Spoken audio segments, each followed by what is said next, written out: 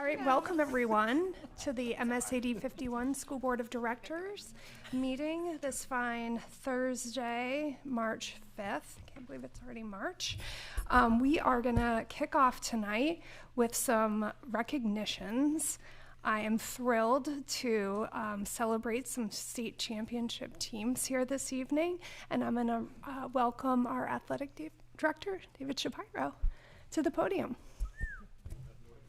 Sure. Well, thank you for taking the time to recognize some of our student athletes here who have succeeded admirably and represent our community and our school very, very well. I have here in my notes that these teams, our Nordic team and our track team, that I always say they toil in anonymity. Well, that's no longer the case because you have a nice crowd here to recognize your efforts, maybe more so than you had in the past. So it takes a lot of skill and effort for them to succeed at the level that they have, and we really appreciate all that they offer. And let's bring up our Nordic team right now, please, and thank you.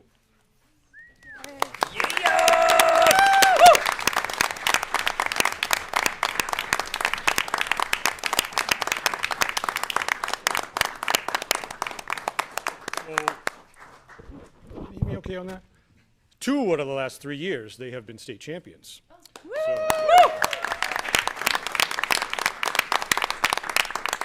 So what I would like them to do, again, we want to, on that framework of not being anonymous anymore, to please come on up here, introduce yourselves, say how many years you've been skiing, and then, folks, if you have any questions of our stellar athletes here, feel free to ask away. So no particular order, come on up.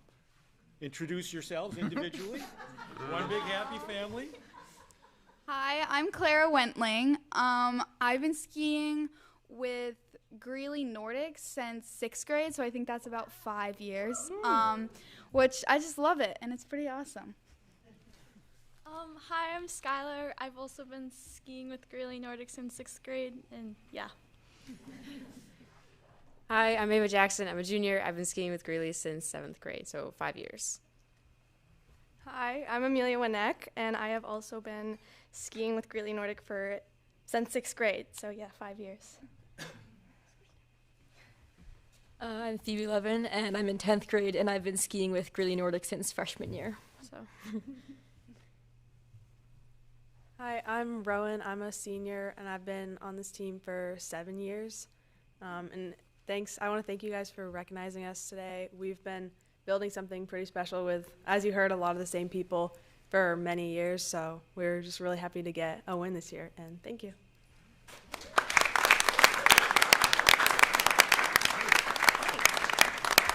I'm Jean Burr. I'm one of the assistant coaches for the team. On behalf of our whole coaching team, I want to thank everyone for this recognition.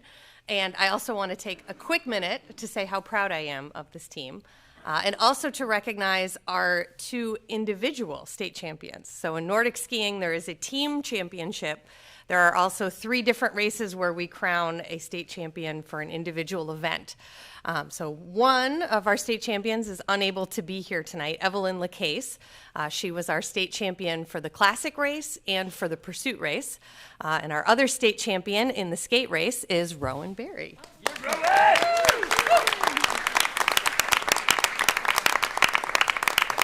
Congratulations, girls. Thank you for representing Greeley Athletics so well, and that's incredible. I'm sure the snow helped this year. Was this one of the earliest years that you were able to be on snow? Yeah. Yes. Thank you, everyone, for putting up with the snow so we could have a great season. Great. Any questions? Great. We're so grateful. Congratulations.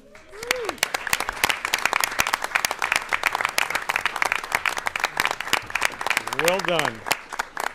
And just so you know, they traveled all the way to Fort Kent. So they went Fort Kent to fire trucks here in town. That's a great way to end your season. So well done.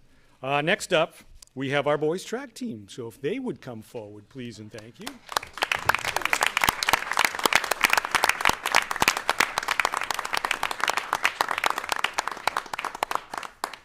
So the Nordic team, and 2 of the last 3 years, they were champions. These folks here with me tonight represent a three-peat So that is 3 years in a row. Well done.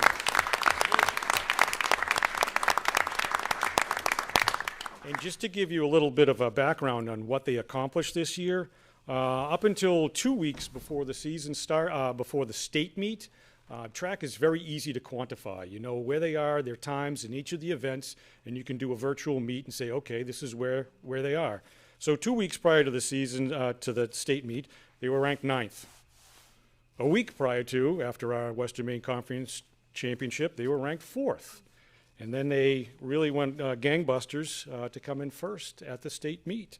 And so that in itself also went down to the very last event, the 4x2, before they clinched their state championship. So they hit their stride at the right time, pun intended. So come on up, fellas, and if you would introduce yourselves to the crowd, that'd be great. Thank you.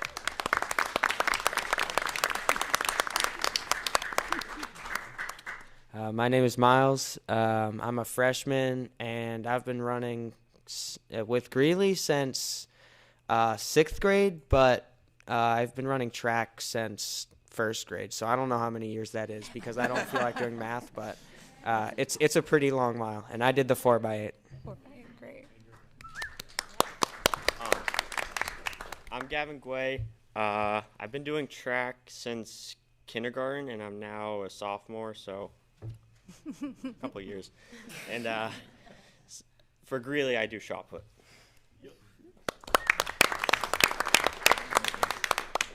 I'm Diego Lester, and I'm a freshman, and I started running in 7th grade. Jackson Walton. I'm a sophomore. I've been running with Greeley since 6th grade, and I was in the 4x2, the long jump, and the 200-meter dash.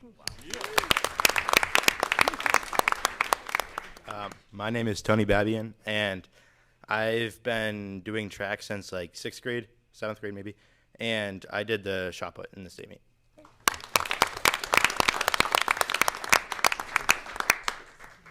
I'm Mike Marsanskas. I've been doing track since I was 8 years old.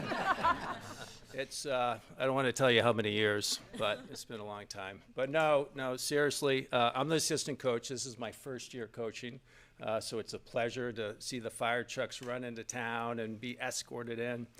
These guys did great. Like David said, our expectations were sorted down here.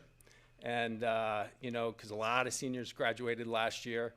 Dave Dowling, who couldn't be here, the head coach, he's done a tremendous job with the kids. But, expectations are here, but the effort was always here. And they did a great job, and congratulations. Good job.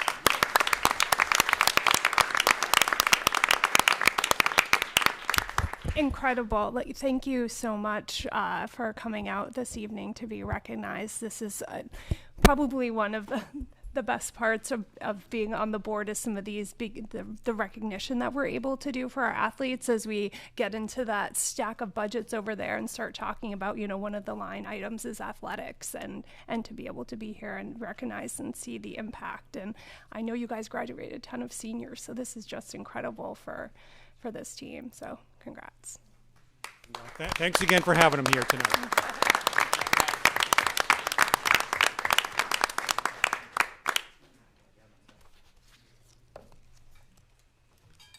And you're welcome to stay, as always. Thank you guys. I'm sure you have homework, right? Homework. Thank you. Yes. Yeah, and please, if anyone wants to grab a seat, got rearranged. I know we're getting set up for the next presentation. I'm excited to welcome Principal Montesilvi to the podium to talk about life at GMS 6-8. Thank you. You need your presentation up there. Oh. Okay. Yeah.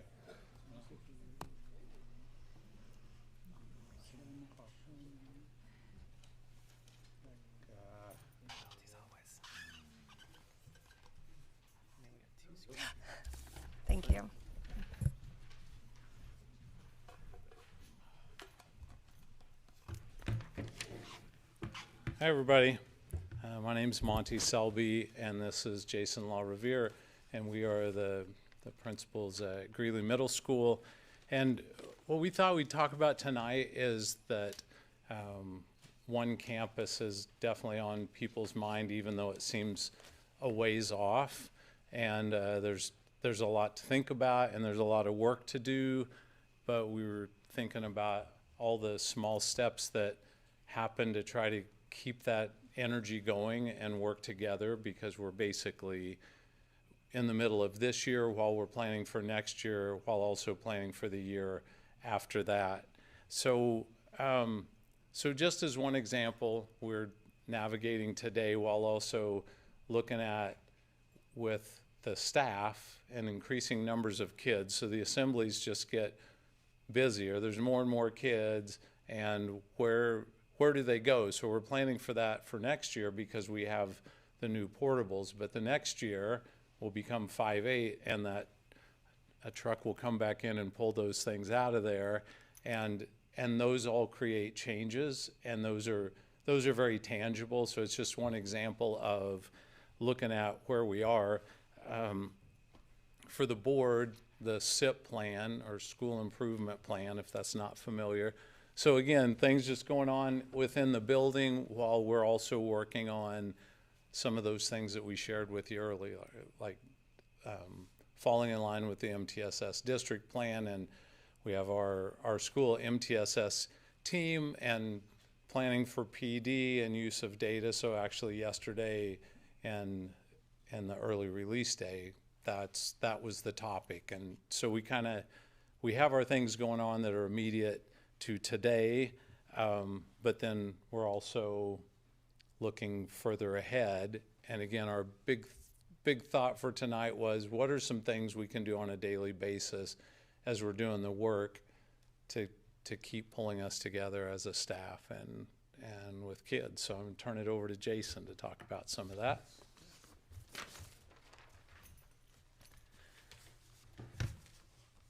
Hey, good evening, everyone. Yeah, just wanted to share a couple things that are going on and highlight some of the great work that's happening in our school. Up here are some bullet points that our transition committee have kind of put together. And I will say, just under each of these bullet points is probably 20 to 50 more other bullet points that were sub-bullet points that we're working on. And I won't get into all of that, but just there's a ton of great stuff that's happening. And just wanted to say that we've got some great momentum with this 5-8 transition committee, and I'm really excited for the work ahead that we have. With that being said, I think that this may seem like intense work, and it is intense work. And part of with the higher the intensity of that work, I think the more we need to bring people together, as Dr. Selby was mentioning, and wanted to kind of share with you tonight some of the things that we're doing to bring people together. So we'll show you some pictures of some things. And after a long winter, I know we're still in it, but students need some playful breaks, so do staff. Here's just some great pictures of kids playing outside. This was actually the day before February break. We have a school climate committee in our school, and really this committee, I think, oftentimes look at how we improve the culture and climate for staff in our school, but really it's about staff and students and making sure that GMS is just a great place to be for all. We got some pictures here just of like assemblies that we do.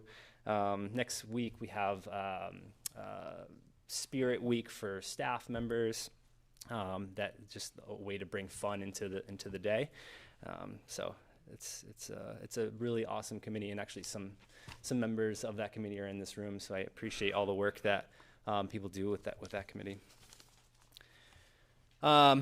on Friday mornings we have open mic, and this is just a nod to that and how great of a way it is to start a Friday and highlight some of our kids' talents. And as you can see, it's kind of a popular thing, and kids are gathering around, and there's been some amazing acts in the morning, and so it's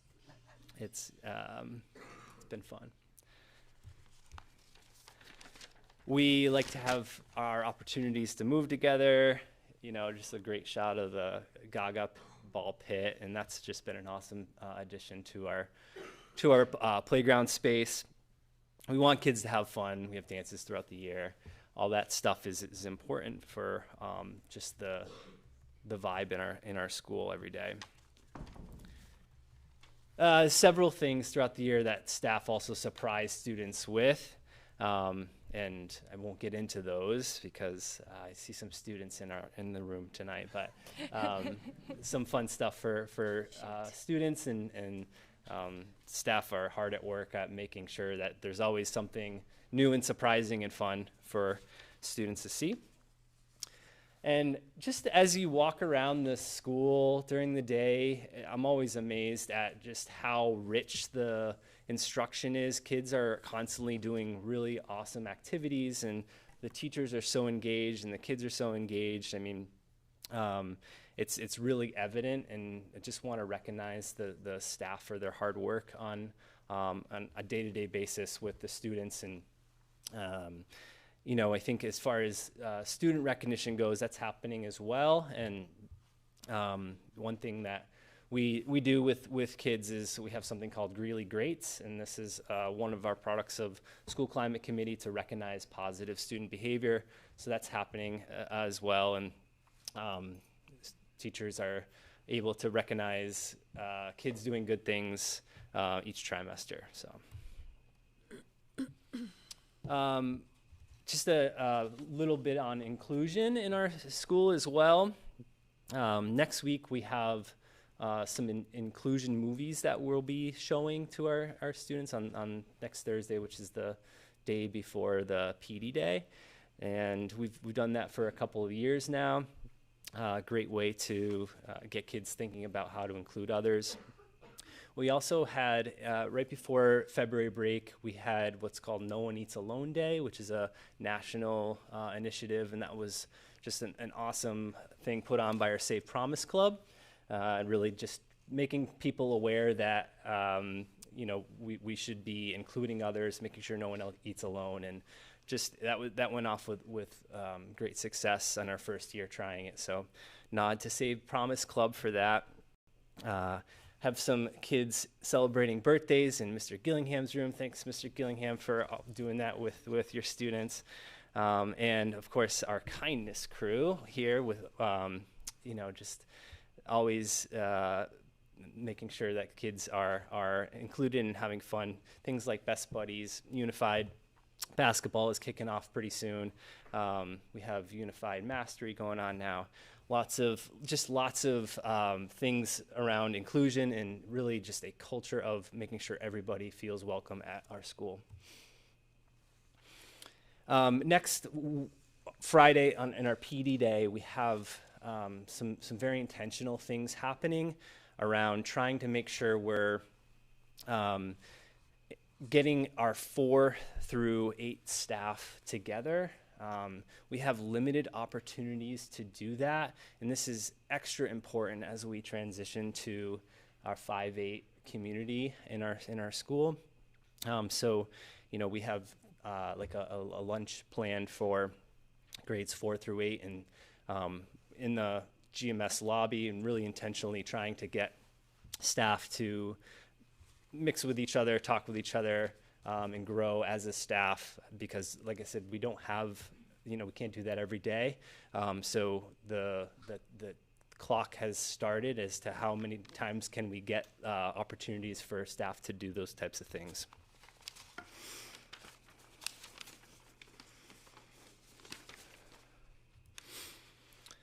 And I just wanted to kind of leave you with this picture and this message that, Greeley Middle School is an amazing place to work and for students to go to school. The work that we're going to do now is going to impact our 5-8 school, and we have an opportunity to preserve the awesomeness of Greeley Middle School and extend it into 5th grade, and really looking forward to that transition, and I'm confident that we can make this even a better place for students and staff. So thank you for listening. Thank you so much. Thanks, Jason, and thank you, Monty, for being here this evening. It's a little bittersweet where we've really appreciated your leadership over the past few years, and I know this will be the end of this school year will be your last with GMS. So I just want to thank you. Great. Anything else? Great. Thanks for coming.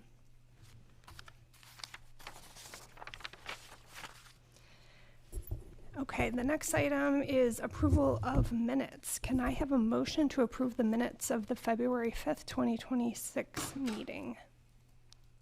So moved. Thank you, Kim. Can I have a second? Second. Thank you, Jesse. Any questions or comments on the February 5th meeting minutes? Okay, hearing nothing. All in favor? Okay. I wasn't there. And Tim would abstain. He wasn't here at that meeting. Okay, so now we are moving to the public comments section of the agenda. I know a couple people had maybe come in a little bit after, and I just want to make sure if you were interested in making public comment, there is a sign-up sheet, and I will leave that out if anyone does want to come and sign up. The board welcomes and values the public comment, and to ensure public comment is fair and orderly, we follow procedures outlined in our board policy BEDH, and we ask that all members of the public do so as well. We follow this policy to help keep the meeting civil, respectful, and productive. We also hope that this allows for all community members who would like to speak to be heard. And this is one of many ways that the community can connect with the board. Please always feel free to reach out to us as individuals or as a group through email. We're always happy to hear concerns or questions. For public comment tonight, as I mentioned, we have the sign-up list. Residents and staff members will be given priority, and students will be given priority over non-residents within the allocated time frame. Our policy allows for 30 total minutes of public comment, although this can be modified at the discretion of the board. I will use the list to welcome the speakers to the podium. We ask that when you're called to use the designated podium when making comments and speak into the microphone. Comments by individuals are limited to a maximum of 3 minutes at a meeting. A clock will be visible on screen to help keep track of time. After the 3-minute timer is up, please wrap up your comments. When you go to the podium, please state your name and town of residence before beginning your remarks. Lastly, please keep your comments respectful and civil. We are neighbors here. Be kind, and that includes members of the audience. Please do not interrupt or respond to speakers' comments. We also ask that comments are addressed to myself, the chair. Please do not direct comments at or about individuals in our schools and community. Excuse me. So I would first like to welcome Alex and Hunter up to the podium. So if you want to go right up there and just tell us who you are and where you live.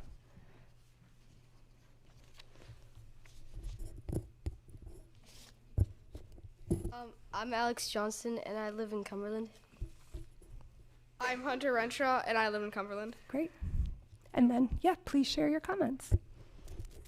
Hi, I'm Hunter Renshaw. And I'm Alex Johnson. We are here to present the idea of 4-day school weeks. The plan would be give all Mondays off and increase the school hours each day, but not the length of the school year. Before you think that this change is impossible, many countries in Europe have adopted this idea. Here in the U.S., 6.73% of districts now have a 4-day school week. That's 875 districts that have made the shift, and they're still meeting their state requirements. This change is possible, and in fact, Superintendent Porter said, "I'm in favor of 4-day school weeks for many reasons, including mental health. This would be a huge lift because it involves the entire community, especially parents and their work schedules. Hopefully we can get there someday as Europe has done. If we take the school year as an example, we already have 7 weeks that are 4 days in length, because many U.S. holidays fall on Mondays. Removing the remaining Mondays would increase the school day by 1 hour and 36 minutes maximum. This would give us the exact same number of contact hours as we have right now. It may not even be necessary to increase the school days by that amount of time. There are many creative solutions to decrease that time, such as adjusting our vacations and reevaluating professional development. A way we could do this is by teachers coming into school 1 Monday a month for professional development. This would replace Wednesday afternoon professional development. Another thing we could do is take our early release Wednesdays and turn them into full days. Then students in 6th through 12th grade at most would have school go from 7:30 to 3:06. But after we move vacations and professional development and early release Wednesdays, we got 54 minutes added to each day. We know that there are many concerns that arise with this idea. We want to address those head on. You might be thinking about childcare for younger students on Mondays. Childcare is expensive. One possible solution would be to use our district facilities and hire high school students and recent grads to provide care, a model similar to summer camps and aftercare. The details would need to be ironed out, but this idea benefits the community and the young adult population. Additionally, longer school hours would help parents currently needing after-school care. We acknowledge that extending school days would impact after-school commitments such as sports and clubs. There are many possible solutions to this concern. Opening up Mondays gives room for athletics and personal appointments to be scheduled, events that would normally pull students from class. We could follow in the footsteps of Yarmouth and have a rule that all games that we play have to be scheduled after 4 so kids can prepare after school. We welcome hearing from any of you if any other concerns arise. We encourage you to email us. I would say, don't worry about the clock. Keep going. The positive effect of a 4-day week are numerous. One article in Newsella listed the following: staff recruitment, increased student attendance, stronger retention, and fewer disciplinary problems as the result of a 4-day week. We want to take the next few minutes to dig a little deeper into a few of these items. A study led by Lamar University showed that students benefit from longer class periods involving more hands-on learning. At the middle school, we could be adding about 15 minutes to each class period, but after we adjust vacations, professional development, and early release Wednesdays, we could add 7.7 minutes to each period. There are countless mental health benefits for students and staff. One study conducted in the UK found that 81% of educators reported suffering from mental health symptoms directly related to their work. Teacher burnout has a dramatic impact on student learning. Having an extra day off reduces the likelihood of students and teacher burnout. The financial benefits is tremendous. After Duval County School District in Jacksonville, Florida, moved to a 4-day schedule, they saved 0.7% overall. While that sounds like a small return, it actually meant $7 million reduction in spending for the district. Imagine what those funds could be used for. By slightly extending school days and making Wednesdays full days, we can meet all the required hours without adding extra school days onto the summer. Students would have longer class periods for deeper learning and hands-on activities. This is not an unfounded argument, and many leading countries have adopted the 4-day week. The data is profound. We encourage you to look at the data from UK and Japan. The bottom line is that a 4-day week would benefit students, teachers, and families overall. This plan gives students more flexibility, less stress, and better learning opportunities. We believe that a 4-day week is smart and a realistic improvement for our school. Thank you for your time.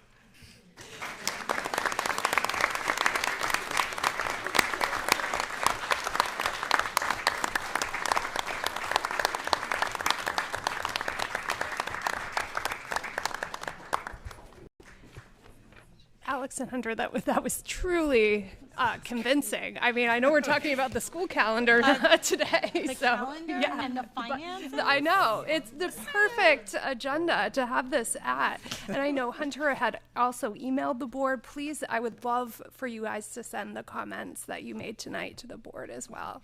So thank you. So appreciate you being here. Great job, both of you. Yeah. That was very brave too. Get in front of this group. There's opportunities when you go to high school. You could also be sitting right up here, right? Could be on the board. Right. Awesome. All right. Next up, I have Kelly, and I'm sorry, Kelly. I'm Kite. Kite. It always makes me nervous with name pronunciation.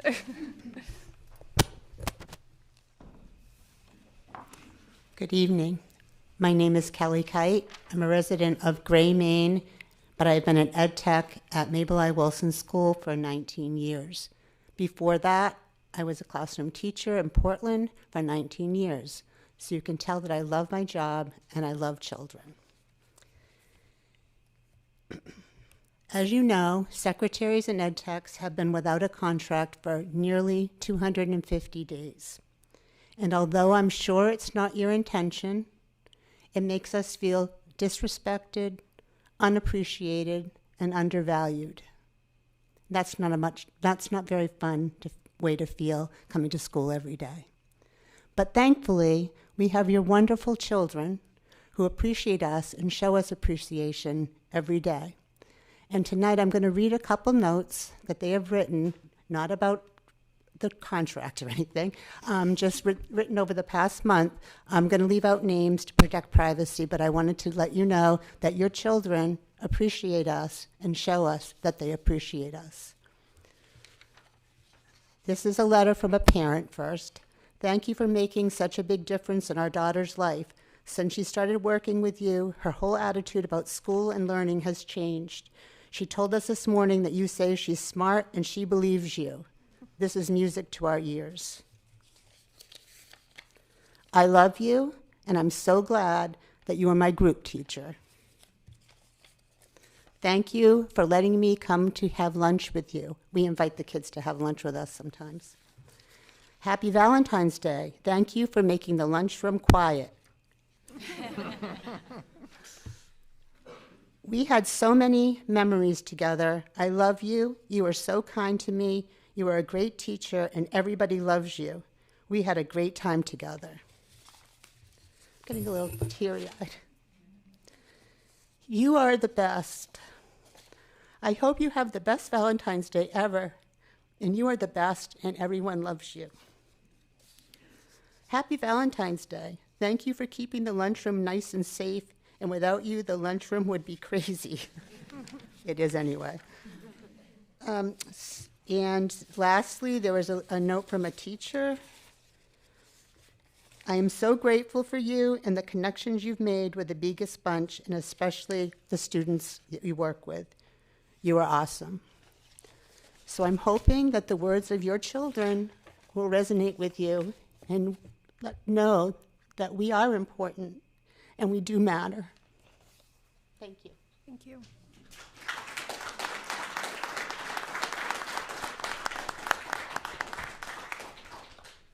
Pete Gilliam.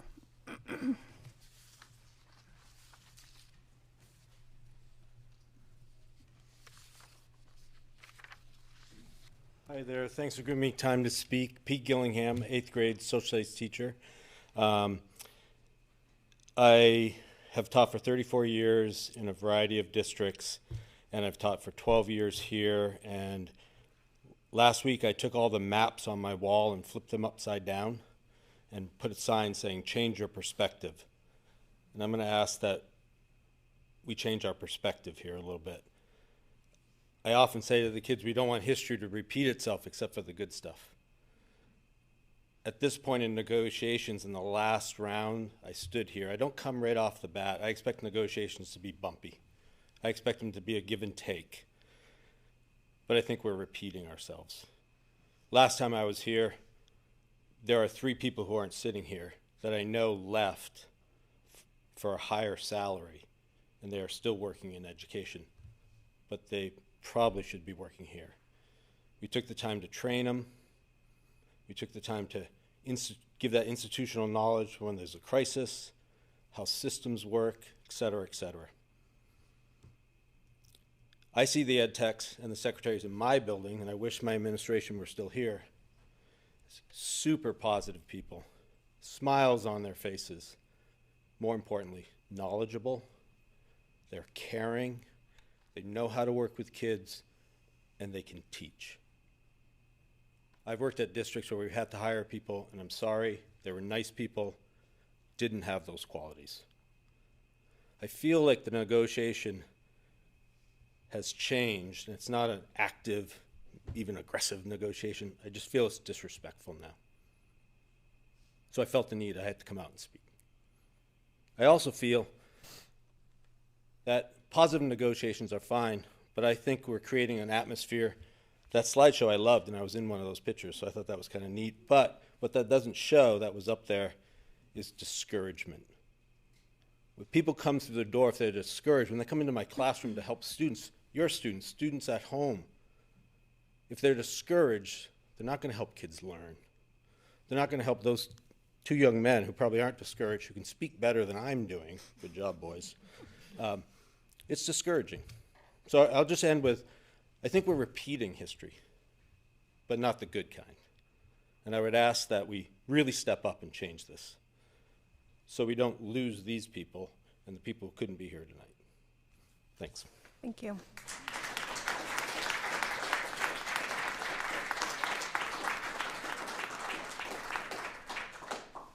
Kristen McGlynn.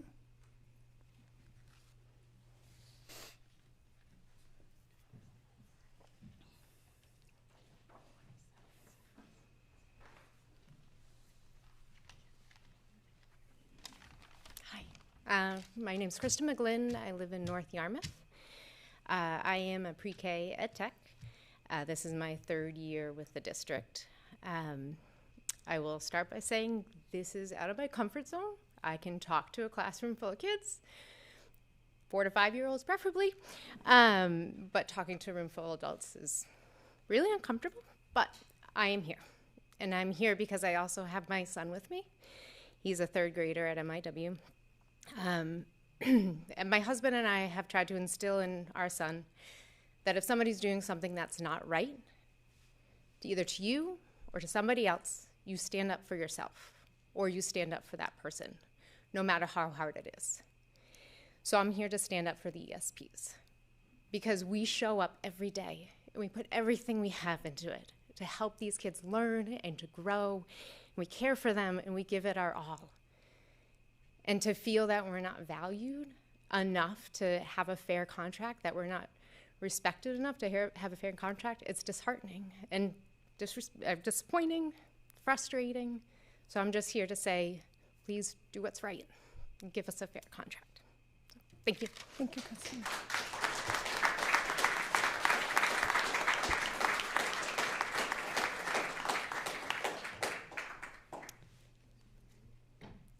Margaret McDevitt? Yeah, sorry.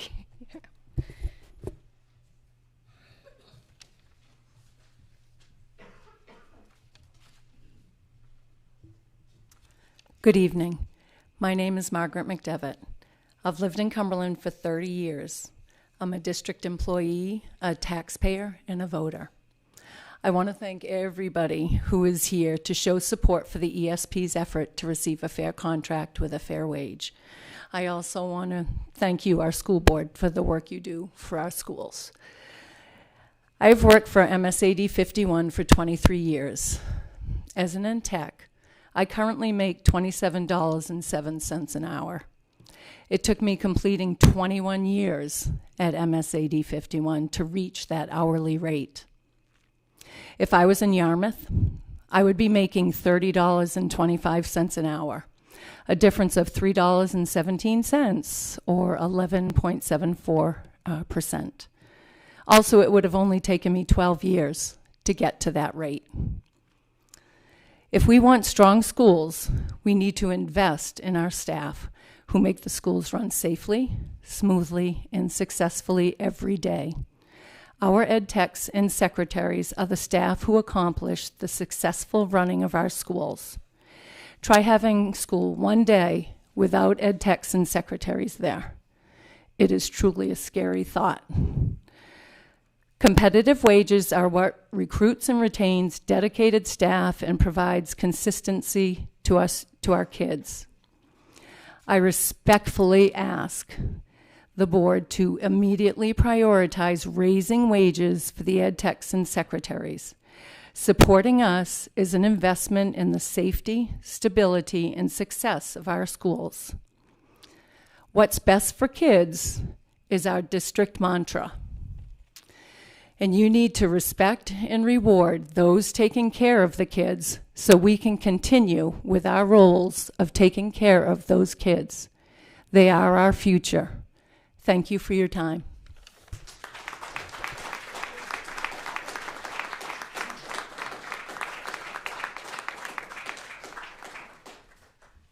Heather Bauman.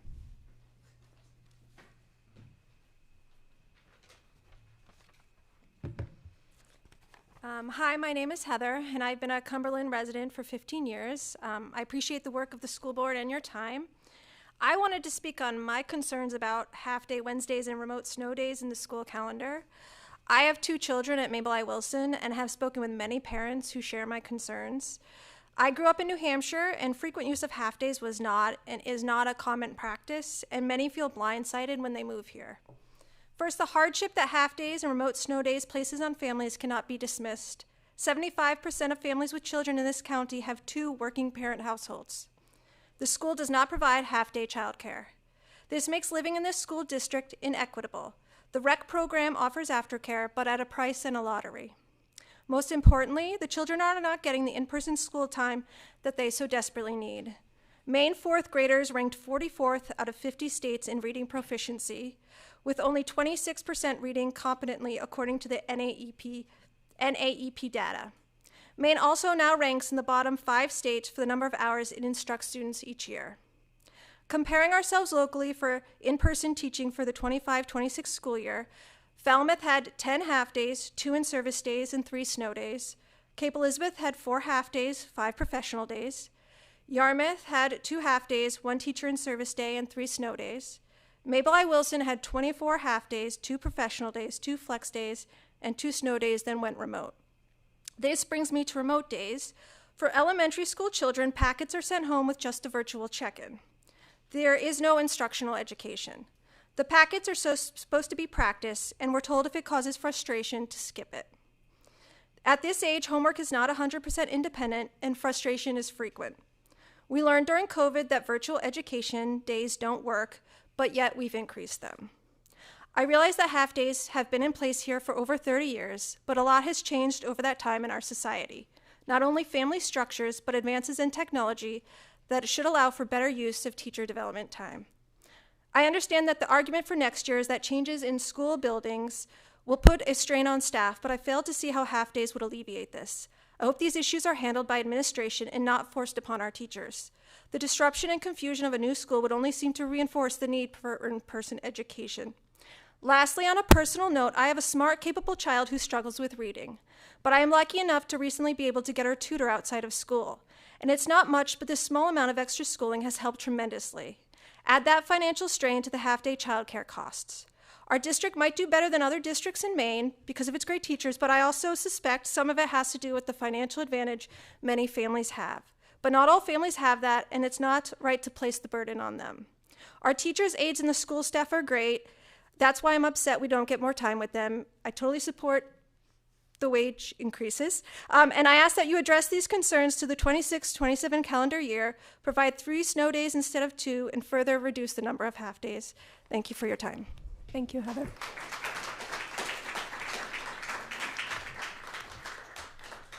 Camden Burke.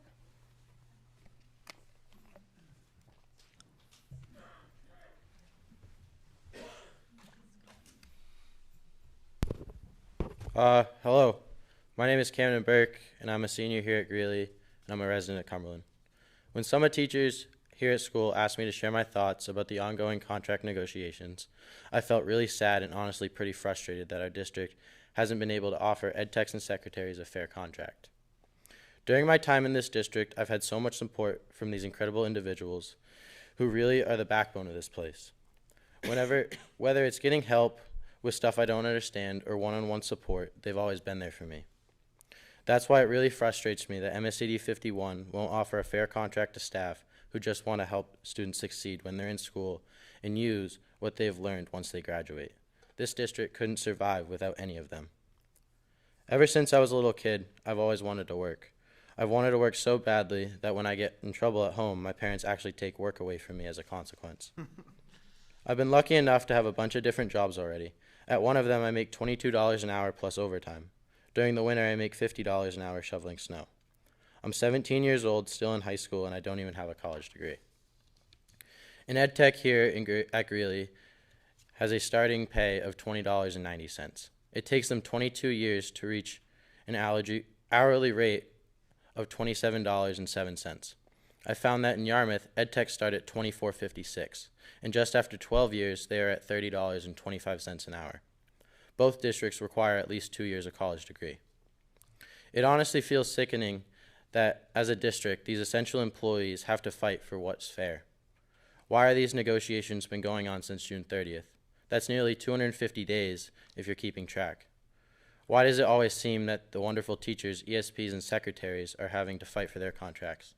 Do our administrators in this district have to fight for their contracts?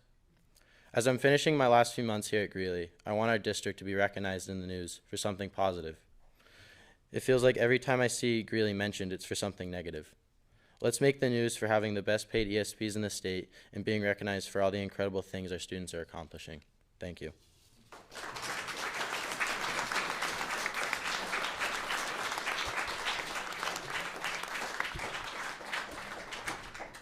Thank you, Camden. Amber Harrington.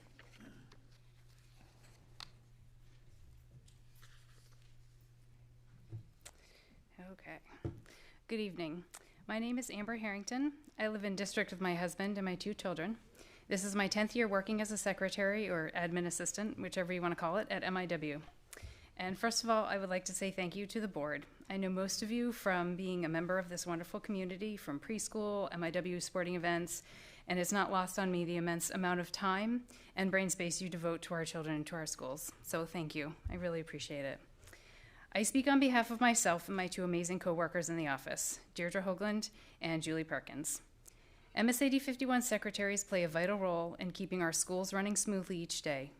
We are often the first people students, parents, teachers, administration, and visitors interact with, and we work very hard every day to create a welcoming and supportive environment. Our responsibilities are endless. We are the first layer of security as gatekeepers for the outside doors. We answer calls, handle student records, coordinate schedules, and support teachers and our administrators. Our organization, communication skills, and attention to detail help to ensure that our schools operate efficiently and safely and allow for our staff to focus on teaching and supporting students. We are the first call parents, teachers, and support staff make for any questions or issues. Forgotten boots, a clogged toilet, jammed locker, broken copier, dismissal change, sick student, a child taking the wrong bus. What time does my child's after-school activity end? Who will cover my class when I'm out? When can I take my lunch? Can you schedule a meeting with admin for me? Not to mention worried parents who are getting used to sending their little child off to kindergarten. With over 100 staff members at MIW and well over 600 students, times 2 for their parents, you can imagine how fast-paced our days are. While these calls may seem simple, every situation requires vigilance, knowing school, grade level, and allied arts schedules down to the minute. What to do in case of a lockdown or an emergency, which families live together or separately, and how to effectively communicate and empathize with staff and parents. There has been a lot of talk lately about the 8% increase teachers got and admin may receive. As a taxpayer of this community, I do not begrudge them their raise. In fact, I'm happy my taxes are going toward a worthwhile cause. What I cannot understand is why that 8% increase cannot be extended to include secretaries. I know I'm not the numbers person, but if you think about it, an 8% increase for the secretaries would amount to significantly less than an 8% raise for teachers or admin, especially considering that they have a substantially larger base salary. By neglecting to offer the secretaries anything less than what you have already extended to the teachers, you are signaling that secretaries are valued less. Ask any administrator, and they will tell you that secretaries run their buildings. I will tell you that we do it happily and with pride and love and a sense of purpose that you get from doing your best and from helping others and to educate our children. We, all of our secretaries, love our students and families and our job. We appreciate and respect our teachers and administrators, and we are just hoping for the same love, appreciation, and respect in return. Thank you.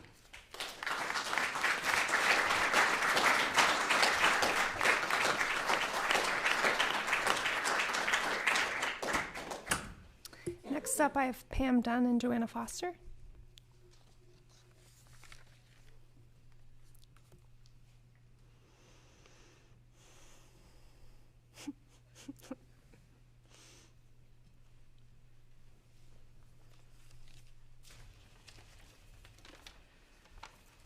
We can easily share the 3 minutes just because my speech is extremely short.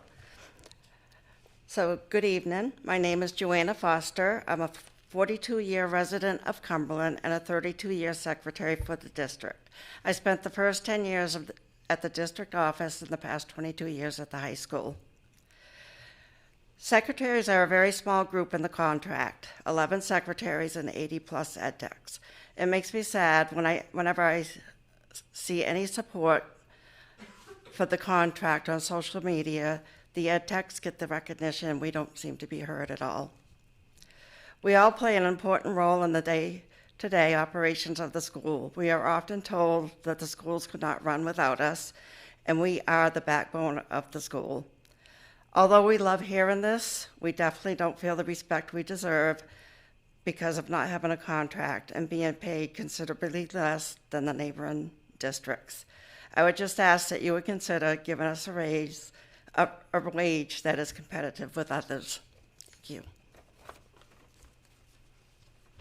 Members of the board and administration, my name is Pam Dunn. I'm a Cumberland resident, and I've been a secretary in the district for over 30 years, 1998, I think.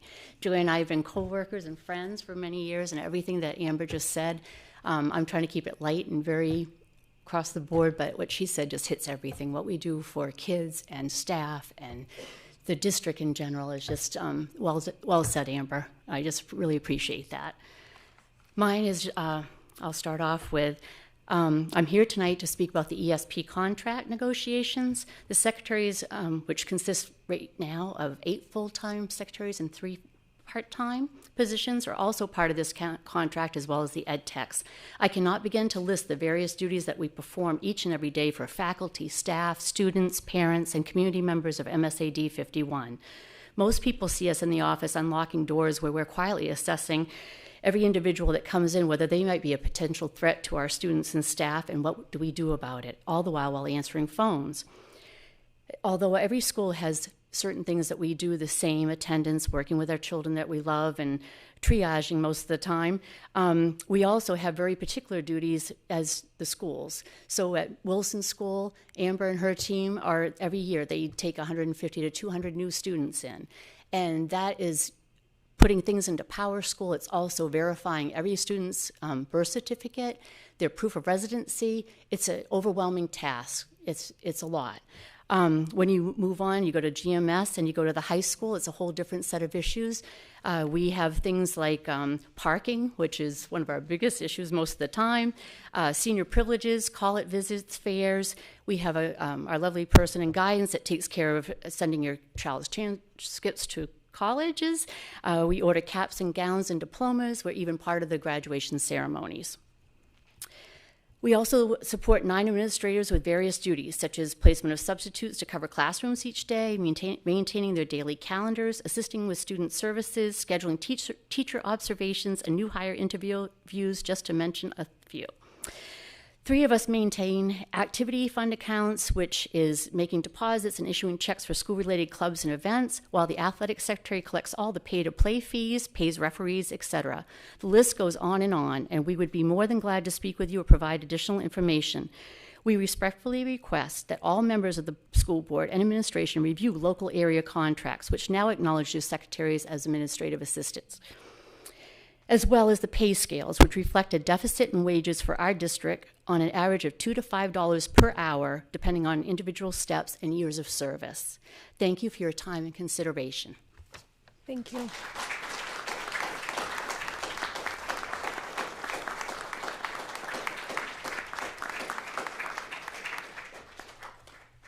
Kevin Donahue.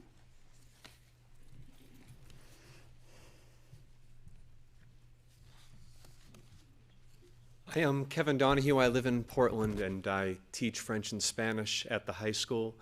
And as of this year, I also teach at the middle school, where I depend on an ed tech assigned to my classroom. It would really be too much. It's already a thin stretch, but it's manageable because I have support from an ed tech. I've worked as an ed tech in the high school as well when I came to the district as a part-time French teacher. I appreciate everything they add in our school here at the high school. They're indispensable at the middle school from what I can see and from my own experience. And I rely endlessly on our secretaries in the high school, day to day, week to week, reminding me to put in attendance, first period, for sure. I want to appreciate all of their work. I want to appreciate the work you do. I was last at a public meeting just over 9 years ago when I decided not to run for a fourth term on the Portland Council. Don't do it too long. You'll thank me later. Just show them the appreciation they deserve. They do a great service. Our secretaries, the ed techs, and all the schools. I've done their work. I've seen their work. I rely on their work. Please provide them the contract they need and deserve. Thank you. Thank you.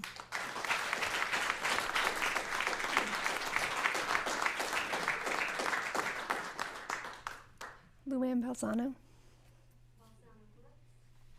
Oh, sorry. I didn't keep reading. I know. You did.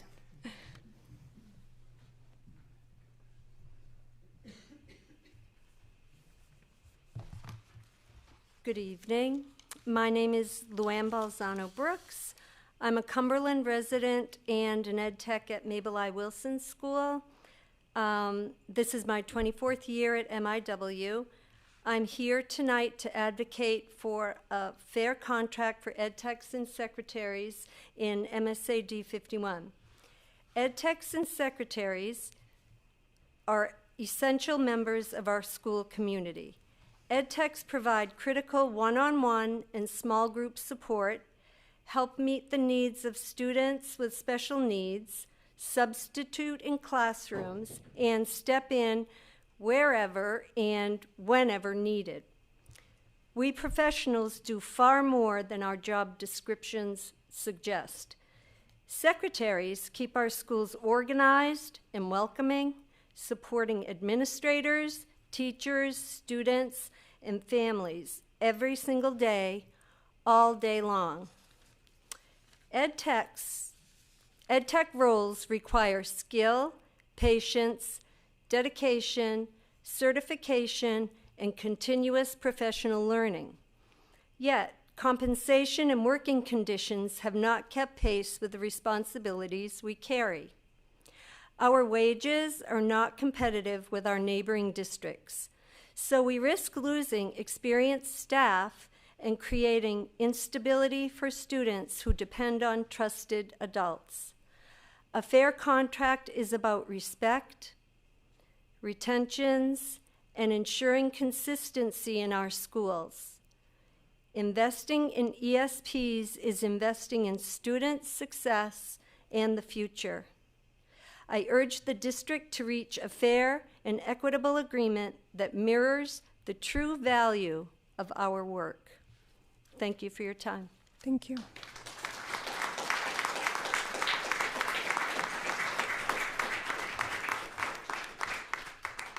And now I have Jeff Brooks.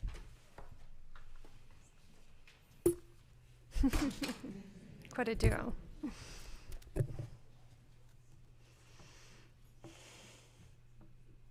Good evening. My name is Jeff Brooks. I've worked in the district for 45 and a half years now. 39 as an elementary classroom teacher, 5 as a special ed tech, and this is my second year in food service and transportation. You can't get rid of me. As you just heard, my wife's in her 24th year working as an ed tech at Wilson School. We've lived in Cumberland for 40 years as of this fall, and our 3 kids were lucky enough to be educated in this district. Our lives have been all about MSAD 51 for many years. If all this doesn't give us credibility, I'm not sure what would. So please believe me when I tell you that what's going on now with the ESP contract is not good.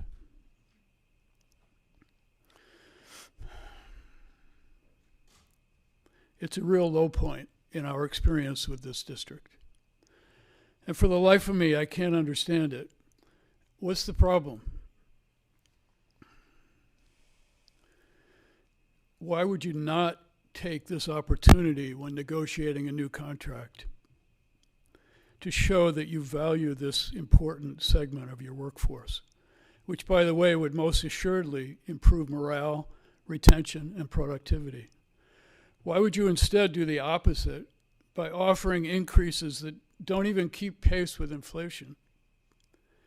Why would you do this when at the same time you're giving administrators and others 7.5%, 7% and 8% raises? It's an insult. And it's poor management of a valuable resource. It needs to be rectified. Members of the administration's negotiating team and others need to stand up and demand an end to the short-sighted, irrational, and obstinate nature of the negotiations being done in your names. Thank you.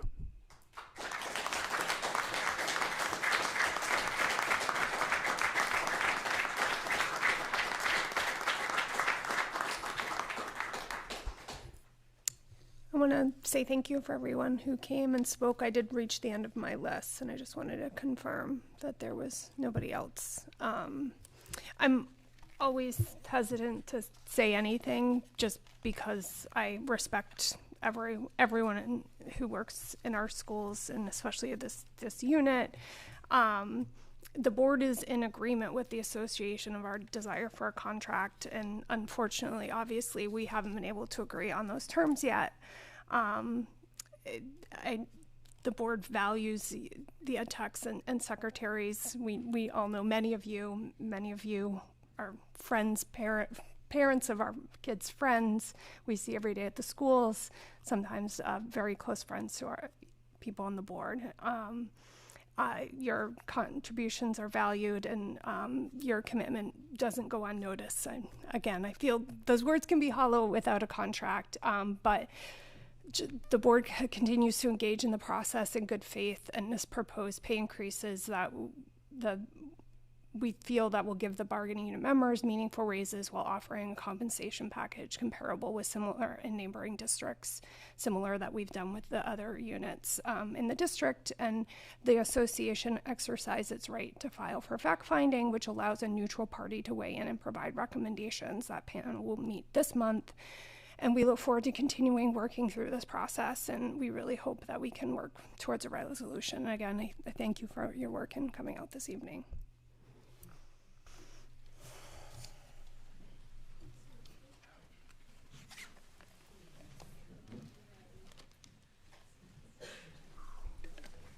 And please take a copy of the budget on the way out.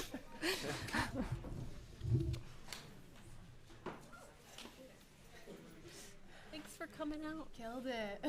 Guys, that was great. We're going to go pick up his sibling who's been tubing with the outing club today. Oh, and then make sure that sibling watches it on YouTube. Oh, well, I recorded it too. Oh, but you can get it on YouTube? Yep. Yeah, my parents sometimes watch these things. You can get them right on YouTube. Oh, perfect. Thank you. Yeah, good job. Yeah, good job. Oh my gosh.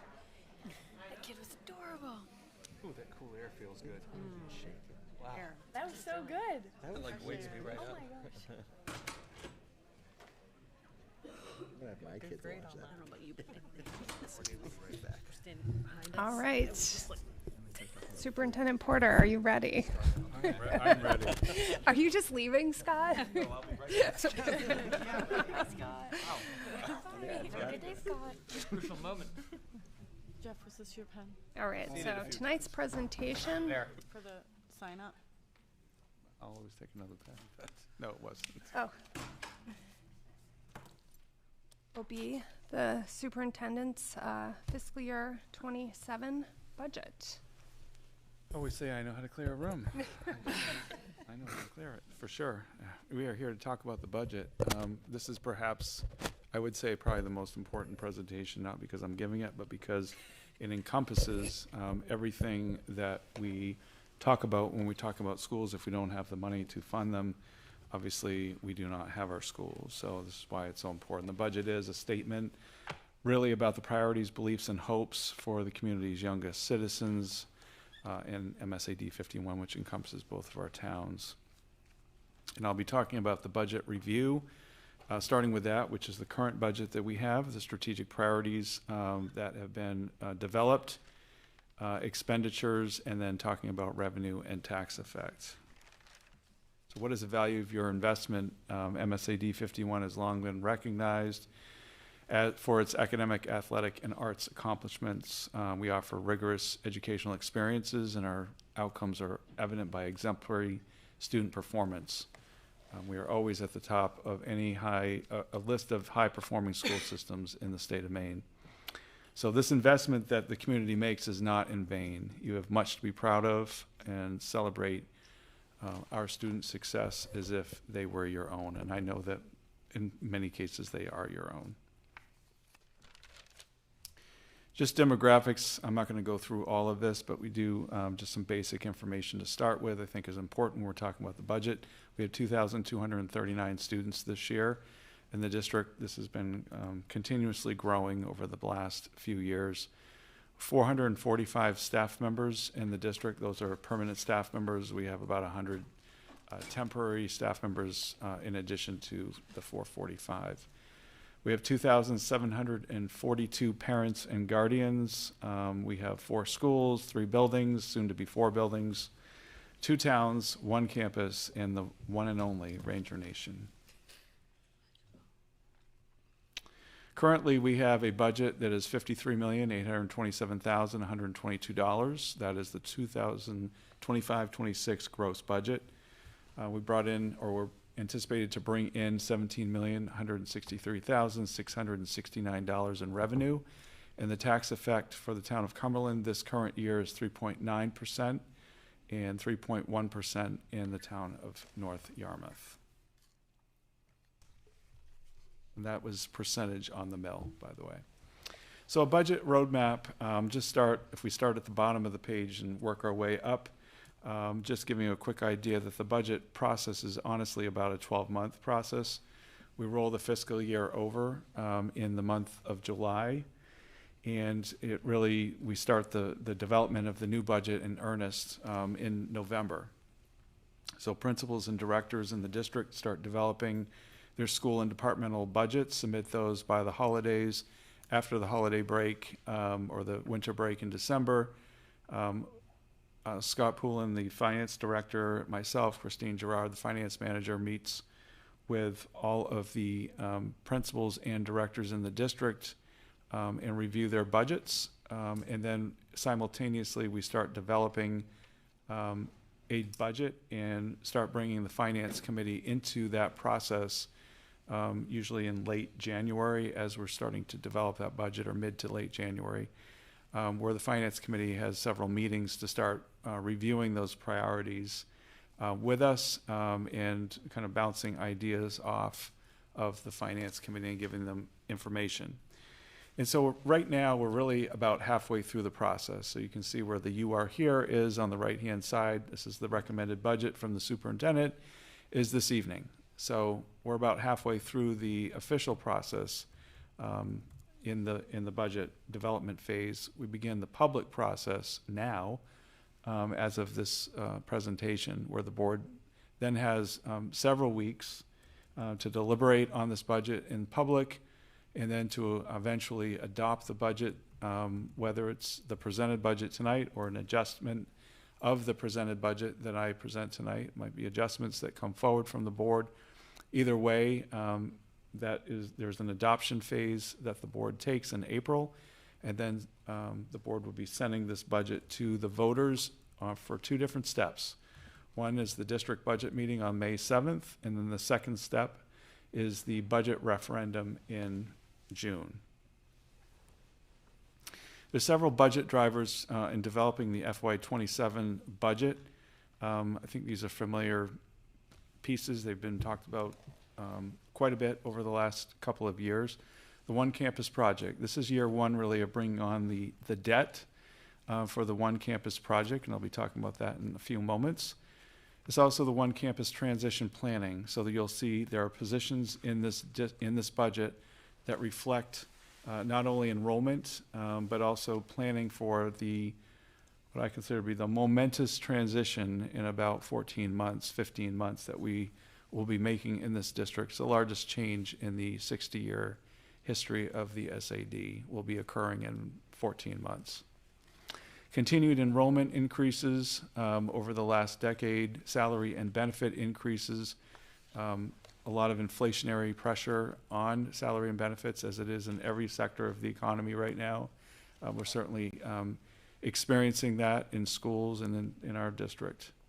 And then there is a state subsidy flattening, and I'll be talking about those numbers in just a moment as well. We have seen years of state subsidy increases in our district, and this year we're starting to see a flattening of that state subsidy. And then finally, you will also see several items regarding athletics and some Title IX areas that we are hoping to make upgrades in if you accept this budget. So the next area is strategic priorities, which will be new proposals. And just a reminder that we do have a strategic plan. It is expiring in June of this year. And obviously, as the board knows, there is a large development of a new strategic plan that is underway. The curriculum committee and Annika as the chair and the curriculum committee with Marie Trebilcock have been very busy in developing and getting community engagement around this process. So I want to just, with priorities, take us back a few decades, 7 decades in particular, to the 1950s. In the 1950s, and I did not sit in a classroom in the 1950s, but it wasn't long after that I did. This is essentially what you would see in a typical classroom in the 1950s. What you don't see is that there were probably about 30 children in this classroom, pictures cut off, and instructed by one teacher, and children are all facing the front and doing the exact same thing. Doesn't mean that doesn't occur in our classrooms on occasion where all the students are doing the same thing and there's direct instruction. Absolutely, that's what also occurs in our classrooms today. But this was a routine thing that you would see throughout the school day in the 1950s. So just a reminder, just in case we all need a reminder, Ike is not in the White House. I know some people would like him to be back in the White House, but he's not. What's changed? A lot has changed. The 1950s, my grandfather was a potato farmer in this state for 45 years. And agrarian culture was not only a main thing, but a national thing in the 1950s. Much more prevalent and prominent than it is today. Family unit was more or less 2 parents, kids. That was the family unit. That was more typical than not. And the schoolhouse was considered to be almost sacred in the way that people treated it, the way people treated the people who worked in those schoolhouses. And basically, if a student got in trouble, it was always the student's fault, for example, and never the school's fault. Well, you can cross that little red bright line there, and a lot of things have changed. And some things have changed for the better. I'm not saying it's a mix of change, but it's certainly been a lot of change over the last 70 years. Congress has gotten very, very involved in public education. They were hands-off in 1956. 2026, there have been decades of congressional laws, Supreme Court decisions that have occurred, including ADA, 504, ESEA, and special education have been huge areas of litigation and lawful changes in our country. Many of them good, by the way. The Maine legislature has acted as well on things like the learning results and making sure that all students in our state have the same, or at least have the opportunity to reach the same standards, learning standards before they graduate. And we all know technology has really become a huge part of the way that we look at our schools and the way that we look at our lives. And finally, brain research. We know so much more about brain research than we ever have. We probably only know a tip of the iceberg still as to how the brain really works and how people actually learn. But at least we know a lot more than we did in the 1950s. And because of that, we've had to make changes in order to keep up with the good information that we now have. So I think the important thing is, and it is easy to go back to the 1950s and say, you know, why aren't schools looking the way they did in the 1950s? Again, there's been so many changes in the way civil rights laws, federal laws, state laws, legal protections of students over the last 7 decades, and then just this research about how students actually learn has advanced so rapidly over the last 7 decades that there's no way to just look at per pupil costs anymore and say that that alone is the factor that we should be basing our budget on. Just take a couple minutes to go through what, this is a more typical classroom. So if you go into a classroom today, you're gonna see more of this than you would see of the classroom from the 1950s. So if you look at student number 1, they're numbered. Student number 1, I'm not gonna use names. This student receives MTSS, we call it multi-tiered systems of support. It used to be called response to intervention. We've now phased that term out, RTI, and now gone to MTSS for mathematics. So she receives support outside the classroom for math. Part of her plan is having access to multiple modalities for processing math problems and showing her work. Student number 2 is on a 504 health plan for diabetes. Student number 2 sees the school nurse twice a day to check her glucose levels, and the nurse works with the student's parents in developing a comprehensive plan for the student to become more independent while at school in order to manage her own diabetes. Student number 3, this student was referred to a school social worker after he started crying in class. His parents recently were divorced and he lives with his mother, and he sees his father every other weekend. Student number 4, this student receives MTSS support, again, multi-tiered systems of support for gifted and talented after being duly identified in the areas of social studies and science. Those are recent identification areas. They didn't used to be recognized under GT, now they are. She participates in small group extension projects both in and outside the classroom. Student number 5, this student is on an IEP, individualized education plan, and receives specially designed instruction for reading support outside the classroom as defined by his IEP plan. The IEP plan determined that he has a specific learning disability, and after a year of little progress on an MTSS plan, he was referred for special services. Student 6. This student receives MTSS support from a behavior specialist due to frequent outbursts and emotional dysregulation. As these occurrences have impacted the student's ability to access learning experiences in the classroom, a referral was recently made for special education services. So these are real examples of what our classrooms really look like. In the way that we cannot design our classrooms as we did in 1956. And I only gave you a small sampling of the ways that our classrooms are different than they were 7 decades ago. And I'll end this part of the presentation with this. We can't send the blueberries back. So Jamie Vollmer is a retired business executive. He was a big proponent of restructuring schools so that they look like businesses. Felt that public schools in particular were largely inefficient, poorly run nationally, and went around speaking and writing as to that effect that schools need to be more like businesses. He was at a meeting at one point where there was an audience. He was speaking in front of the audience about this topic. And a teacher stood up, he didn't know it was a teacher, and she asked Mr. Vollmer a question. She said, you know, I know that you ran a business. What would you do? It was an ice cream business, I think, very profitable business. What would you do if you got a batch of of blueberries that were bad? What would you do with them? And he immediately said, I would send them right back. And she said, well, I'm a teacher, and we cannot send our blueberries back. We take all of them, and we educate all of our kids. There's no exceptions. And Mr. Vollmer, at that point, wrote later that he had an epiphany moment, that he realized that schools are not businesses. They cannot be run like businesses. And he became one of the leading advocates, and still is, I believe, today, of a proponent of recognizing that public schools are very unique in the way that they run and the way that they operate. And he's written actually several books in support and defense of public education.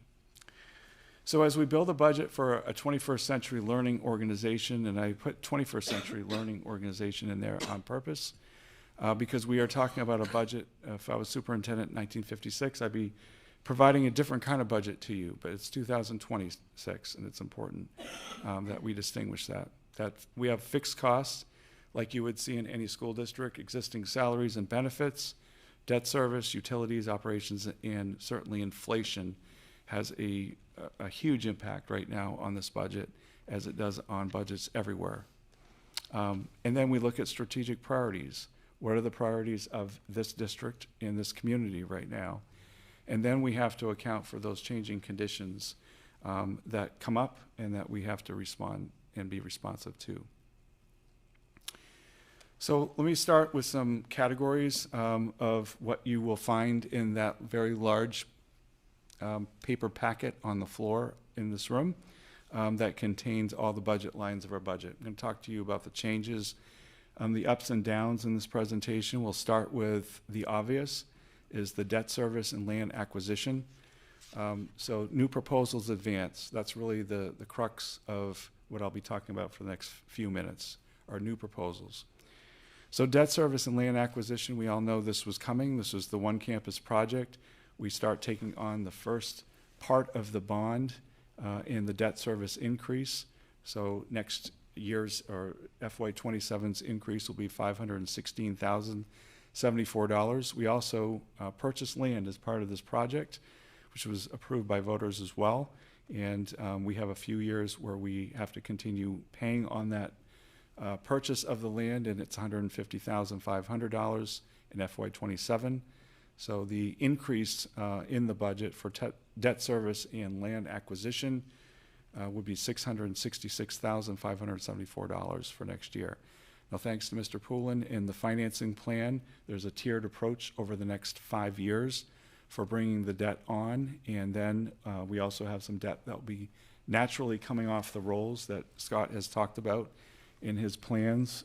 So setting the district and the community up well, so we're not taking on these massive increases in any given year. The next category is new proposals advance enrollment growth.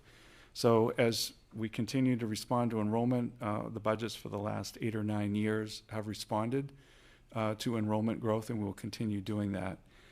Transition committees, we have transition committees in place, 3 committees, pre-K to 1, 2, 4, and 5, 8. We have staff members and parents on those committees, all 3 of them. They've been working since November, and will continue working until June of 2027. Next year, those committees will continue. We pay our staff because they're after hours. We just have a small increase for hourly staff that participate. Moving costs.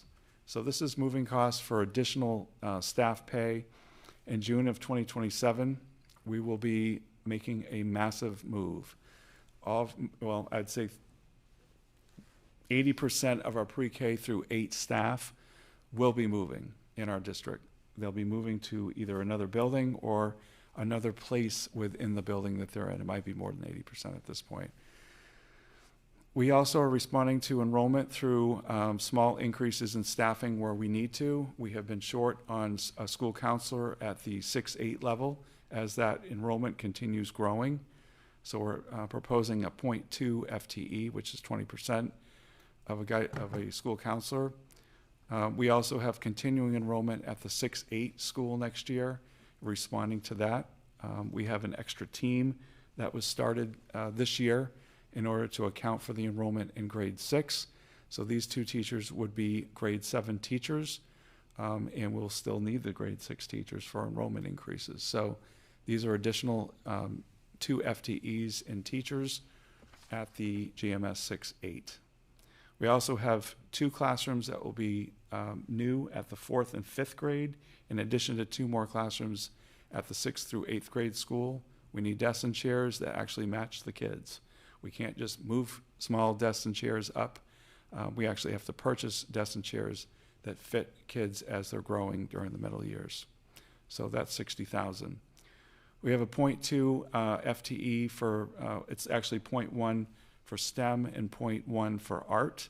Again, we've had large increases in grades 4 and 5 over the last couple of years, and we are catching up on those allied arts offerings that we have for students. We have not been keeping pace with administration, especially at the elementary level. And as we move into the transition a year from now, we are going to need more administration. So we're going to get in front of it. We have a lot of planning and enrollment, responding to both by proposing a new assistant principal at the elementary level. This will be an assistant principal that will cover grades pre-K through 5 next year, and the year after will be the assistant principal assigned to the grades 2 to 4 Mabel I. Wilson School with Carol MacArthur as the principal. We're shifting 2 teaching positions from MIW to GMS 4-5. We've been seeing the enrollment at MIW flatten, and we've seen the enrollment at the middle level, and now starting at the high school a little bit, starting to increase. We're bringing more students in. We've had a couple of years of small kindergarten classes, as I've mentioned this in previous years. And what we're seeing is that students move in 1st grade, more kids move into the same class in 2nd grade, and so on and so forth. We are also responding, though, to class size and looking at our class sizes as we can. And we are going to shift 2 teaching positions from MIW over to grades 4-5, which will not increase the budget. That is simply a transfer. I put it on this list simply to be transparent about that, but show that there's no increase. We're just moving staff. We do this all the time and trying to be responsive to changing enrollment at changing levels. Kindergarten. We are looking at a slightly larger kindergarten class coming in this year. And again, we have an unfilled position in our budget that we deliberately looked at the class size in kindergarten this year when we had a lower class size come in, and we did not fill, we actually did not fill 2 positions at MIW after looking at class sizes. One of them is reflected here. I'll talk about the other one in just a moment. But we are anticipating that we're going to need the kindergarten teacher because we have a larger class coming in. Again, it will not increase the budget because we have an unfilled position in the current fiscal year that we will apply to this position. We also know that a year from now, in June of 2027, because we're moving so many teachers and so many staff members in a very, very short period of time, when school gets out in mid-June, by the time August, 3rd week of August comes around, we need to have everybody in place. Our maintenance and facilities staff cannot do that. It is too massive of a move. So we are going to have to hire a moving company to help us. There's no way around it. So we're proposing in this budget, and again, this is something that the board can continue discussing, is not putting it in the operating budget, but I put it as a placeholder just to be transparent, that it might be an item that needs to be, it would need to be an item that's in the One Campus project itself, that budget. The board can decide. I know there's been discussion with the Finance Committee as to whether or not that's the proper place for it, or if those expenses belong in the operating budget. For now, I have moved it to the One Campus budget and not put it in the operating budget. And then the last item comes out of a joint meeting. Obviously, the board is well aware of this, which was a few weeks ago between the SAD board, the Town of Cumberland, and the Town of North Yarmouth's boards, and around an enrollment and development study. Obviously, the need is great to understand what the future of this community looks like in terms of enrollment, but more importantly, development. because that drives student enrollment. Where is our development happening in the communities? We need to get a handle on it. We need to know about turnover housing. It's been 10 years since a really comprehensive joint study has been done in this community, and at this point, the SAD budget reflects the study in its entirety in this budget. So we're not asking the towns to budget for it, or at least I'm not proposing that at this point. And I'm proposing that we absorb the cost in the SAD budget. So total request for enrollment growth would be, the proposal at this point is $578,652 for enrollment growth. And by the way, when you see figures for any staffing throughout this presentation, they are inclusive of both salaries and benefits. Just want to say that right out loud. The next category, new proposals, advance or academic support. The first one is a 0. Again, no increase to the budget. Again, I'd like to thank Scott. He's done some great financial management over the years regarding lease purchases. This is not the first and only one you'll see in this budget that reflects a 0. We have been carrying a lease purchase. These are 3-year lease purchases where we actually lease it, then purchase the equipment that we've leased. And we are at the end of year 3 for the current technology lease purchase. And we're proposing that we bring on year 1, roll the technology that we need to purchase for next year into this existing lease purchase, which reflects no increase to the budget. It's good budgeting. At the high school, we have several fees that have come up. These are intermittent fees. You'll not see them every year. That's why they're reflected in this presentation and in the budget. So we have an IB evaluation fee. This is every few years that our International Baccalaureate program goes through a required review. We also have NEASC, which is coming due at the same time, which again is every 5 years. This is our accreditation for our high school. There are fees that go with that.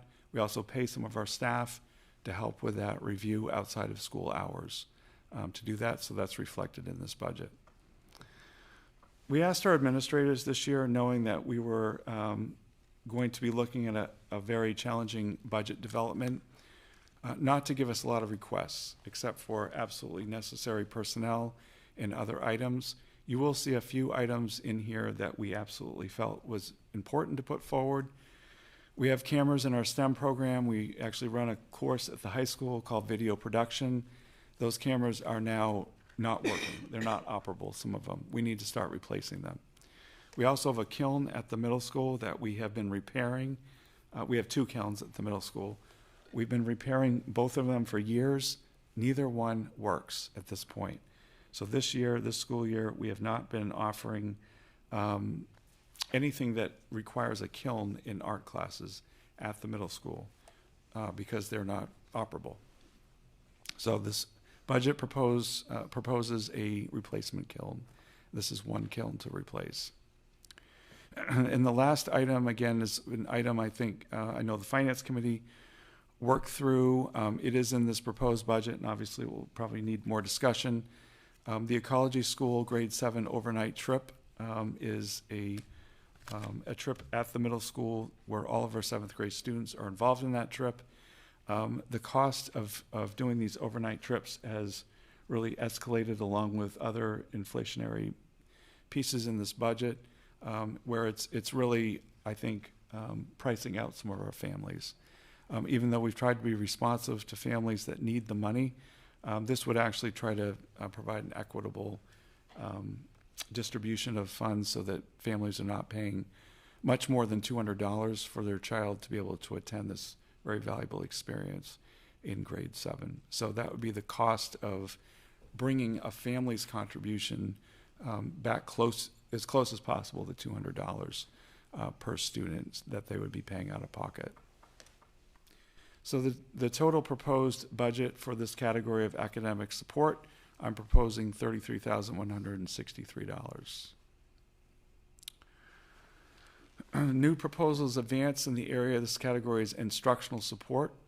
This is an item number 1 that probably is familiar to the board, as we've had a workshop recently around pre-K. This would be a proposal to have a pre-K coordinator. Most districts in Maine are hiring a pre-K coordinator in response to the state's shift in responsibility for children who are 3 and 4 years of age who have an IEP, and being responsible for those students wherever they need to be educated, whether it's in our school or it is in a provider's setting in the community or outside the community. So this person would be coordinating all aspects of special education logistics that go with taking on this state mandate. At this point, the state has indicated, in our experience in talking to neighboring districts that have already are a little bit further ahead than we are with taking on this shift, is that it is supposed to be revenue neutral, or I should say that revenue will come in to cover the cost of this coordinator. Other districts that have a pre-K coordinator have billed 100% of the cost. However, we need to reflect this on the expenditure side of the budget. We're anticipating that we will get revenue for this position, but there is no guarantee. And the state legislature could easily decide at some point not to fund positions related to this shift in responsibility. At this point, they have indicated that they will be covering these expenses. So that's why I put revenue anticipated. Special education, educational technician. We have special ed techs in our district, many special ed techs who serve a very valuable need for our students who are identified. Generally, we try to look at all of our students who need services. We reassign our ed techs annually. Our administrators get together before the budget process and look at all of the needs in our district, student needs, reassign staff members based on that. And then if there is any further need, they let us know. Usually we're able to stay within our staffing. This year we'll need to ask, we're asking for an additional ed tech for special education. And this is an IEP ordered need. Special education equipment, we have 2 students coming into our district that are not with us right now that need specially designed equipment that we currently do not have in our district, and that's not available. So that's another cost you'll see on this in this category. And then unified cooking stipend, we have a club right now, and we need to provide that stipend to a staff member who is overseeing that club for unified cooking. You might be familiar with unified basketball, unified other programs, but we have started a unified cooking class for students after school, and this will be the cost of paying the advisor to be part of that. So in this category, I'm proposing $213,178 for new proposals in instructional support. The next category is new proposals, advance in operations. We are all well aware in the first item that there were 2 tragedies before the break in the state of Maine involving school buses, 2 students who died. Scott and I went down and met with bus drivers, all the bus drivers, and then we also met with a small group of drivers after that to talk this through. One of the ideas that came out of those meetings was that drivers need to be focused on the road. It's very important, but it is very difficult at times, depending on runs that they are, certain runs, where safety is really an issue, and it's hard for them to monitor all of the student activity happening behind them.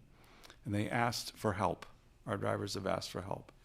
And they've asked if there can be a rotation. They realize that budget resources are limited, but they asked if we could hire a couple of monitors for the purpose of helping, not for special education where we are required to have monitors for specific students on our buses, but general monitors that could be rotated to help with bus runs where there's the greatest need. So this is an idea that came from our drivers. We support this idea, and it's a proposal in the budget.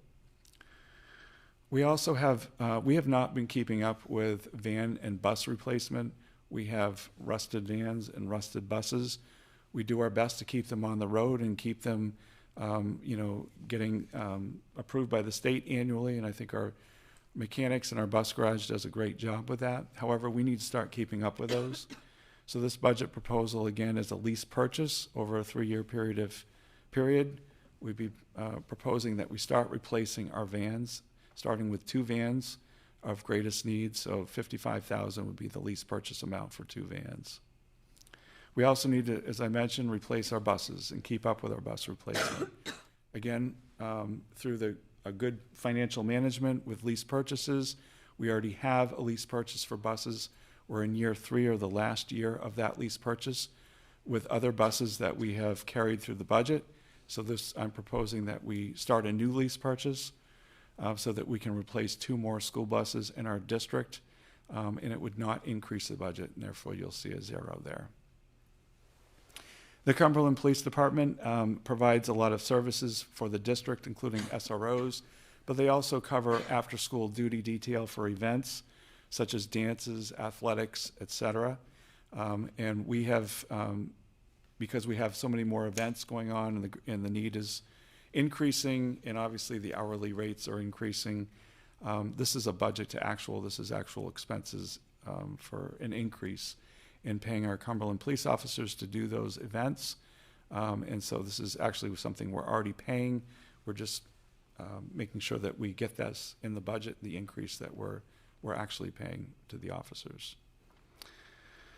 The town of Cumberland has also asked us to pick up more of the share of the SROs. We were 50-50 with the town of Cumberland Police Department around SRO costs.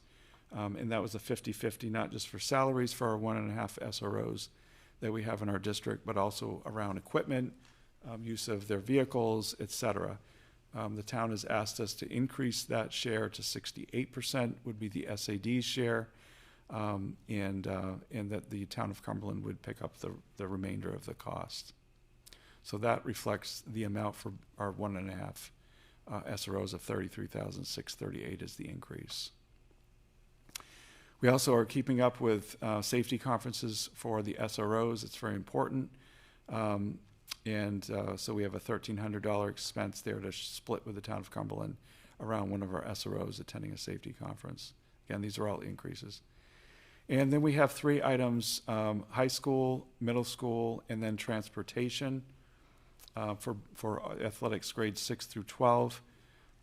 We have some Title IX areas that we need to address in equipment, uniforms, and staffing at all levels, and in transportation. So you'll see that we have at the high school just over 50,000 that we're requesting, at the middle school about 4,600, and for transportation we need to increase transportation in order to account for some Title IX areas that we need to upgrade. So it's 4,500. So you'll see for this category I'm proposing $172,107 in increases for operations throughout the district. Now, there's several areas that we did not advance, and what you're not going to see on this list is a lot of budget detail work that the administrators in the district office went back and forth on, where principals and directors submitted their budget. We would go back and say, we're reducing your budget by this amount. You're not going to see that reflected here. Just know that's part of our process. These are some of the a little bit larger areas, perhaps, or items that came forward. I just wanted to put these out there just so you know what we're getting for larger areas and what we could not support in this budget, or I'm not recommending in this budget. The first one is a technology support technician. At some point, we're going to need to add to our technology department. We just don't feel like this is the right year to do it. Grade 9 Chromebooks. This was a proposal that came forward to phase out the bring your own learning device. Grades 9 through 12, students bring their own machines or devices to the school, whereas pre-K through 8, we provide devices. So this proposal was to start phasing out BYOLD and devices in the hands of our 9th grade students first and start with them. However, we just we again feel that this was a credible request. We just didn't feel like it was the right year, and we also feel like we didn't want to get the budget ahead of a policy decision. So the policy committee, I know, will be taking this, or is starting to take up this issue around technology. Next one is iReady Toolbox Math Intervention Resource. This is to complement our everyday math program, especially at the elementary level, but also we use it at the middle school and high school level as an intervention tool. We just weren't able to support it going forward, even though it's a credible request. AI detection tool, the high school requested a $2,000 tool to be able to figure out if a student submitted something that was where they used AI. Again, we're unable to support this item at this point. An item that's been in the budget for several years, a band accompanist support. Some districts have that for their band, especially at the high school. We're just not able to support it at this time. We run a cycling class at the high school. This electric bike would have been for outdoor use, especially for a staff member to be able to get to a student who might be in need as they're cycling around our community. So that's why this item, we just couldn't support it. And there was a request, you actually heard from the teacher who teaches at both the high school and the middle school, one section at the middle school. This was a request so that that teacher would not need to go down to the middle school. When we looked at all of our course offerings, we didn't feel we were able to support that request based on class sizes and capacity in the world language department. So we weren't able to advance $247,626 in this budget. And again, those are the larger items. We also made a few reductions to the budget, to the current operating budget. I mentioned that there were 2 unfilled positions at MIW at the primary school level. Again, we looked at our class sizes. We made adjustments this year. We left 2 positions unfilled. One of them I'm reserving for the kindergarten teacher to account for what we assume will be a larger kindergarten class, or what is shaping up to be a larger kindergarten class based on registrations that we have. The other unfilled position, I'm proposing that we eliminate that position from the budget and reduce that expense. Subscriptions, our technology department worked with our administrators to look at all of the subscriptions and make sure that they're actually being used in our district, and if they're being used by a good portion of number of our staff members with students. And we're able to reduce almost $10,000 in expenses there. And also we had some one-time startup costs for the new literacy program that's pre-K through 5, CKLA. We still have annual costs that we carry in the budget, but this is the one-time startup cost for all the licenses and materials that we don't have to pay an annual cost on. So that reduced the budget by about almost $145,000. So total reductions to the FY26 budget right now are $280,324 from the current year's budget. So expenditures. Just a reminder that the state of Maine requires that we, every single dollar that is spent in a school district must be accounted in what's called the 11 lines of the budget, or the 11 cost centers. We don't use other, so we actually only use 10 cost centers when we budget anything in our district. We don't use others. There are districts that do use other. It's totally fine. The state recognizes it. We just don't. We make sure it fits into the other 10 categories. So you'll see regular instruction, which is the largest cost center in our district, special education, career and technical education, which is paths. You'll actually see a 0 there because the state of Maine about 5 or 6 years ago decided to directly pick up the costs of most vocational education programs and decided not to assess districts directly for that. However, we still carry it as a line in our budget. Other instruction includes co-curricular, extracurricular. Kind of think of anything outside the school day. That's where you're going to find athletics, summer programming. Student and staff support is guidance. Anything outside the regular classroom or special education classroom would be guidance, health, technology, training, libraries, assessment, safety. You'll find that under student and staff support. System administration is the district office, but it also includes the board of directors, includes our legal costs for any sort of legal services that we need, our finance office, the superintendent's office. School administration is anything to do with the principal, the office, and each school assistant principal. Transportation, I think, is obvious. Our buses and the maintenance of our transportation garage. And then facilities and maintenance, or custodial maintenance, facilities and capital expenses that we carry for projects in our district. And then debt service, obviously, is anything to do with long-term debt, including the One Campus project, as I indicated earlier.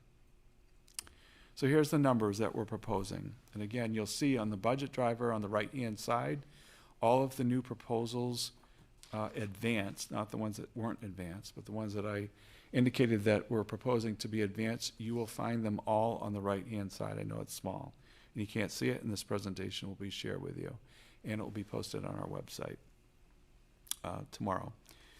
So you'll see. And is this cover sheet, was this available too? Was this cover sheet? We put out 60 copies. Okay, So no, tonight I just it know it was. So if that cover sheet, if anybody didn't get one, it's over Okay. there in that pile. I think there's still some up on the Okay, great. windowsill. So looking at the cost centers, again, other is not reflected on here because we don't use it, but regular instruction. So for FY27, we're proposing, and again, you can look across and see what were the changes or the proposed changes that are being made in that cost center are reflected on this sheet as well. Again, I know these are small numbers to be able to read on a screen, but $25,822,948 is what we're proposing. That's a variance of $1,846,287 from the current budget, which is the FY26 budget, and that reflects a 7.70% change. For special education, we're proposing at this point $10,836,303, which is a variance of $609,969 from the current year's budget, which would be a 5.96% increase. For other instruction, we're proposing $1,171,548, which is a variance of $93,962, or an 8.72% increase over the current year.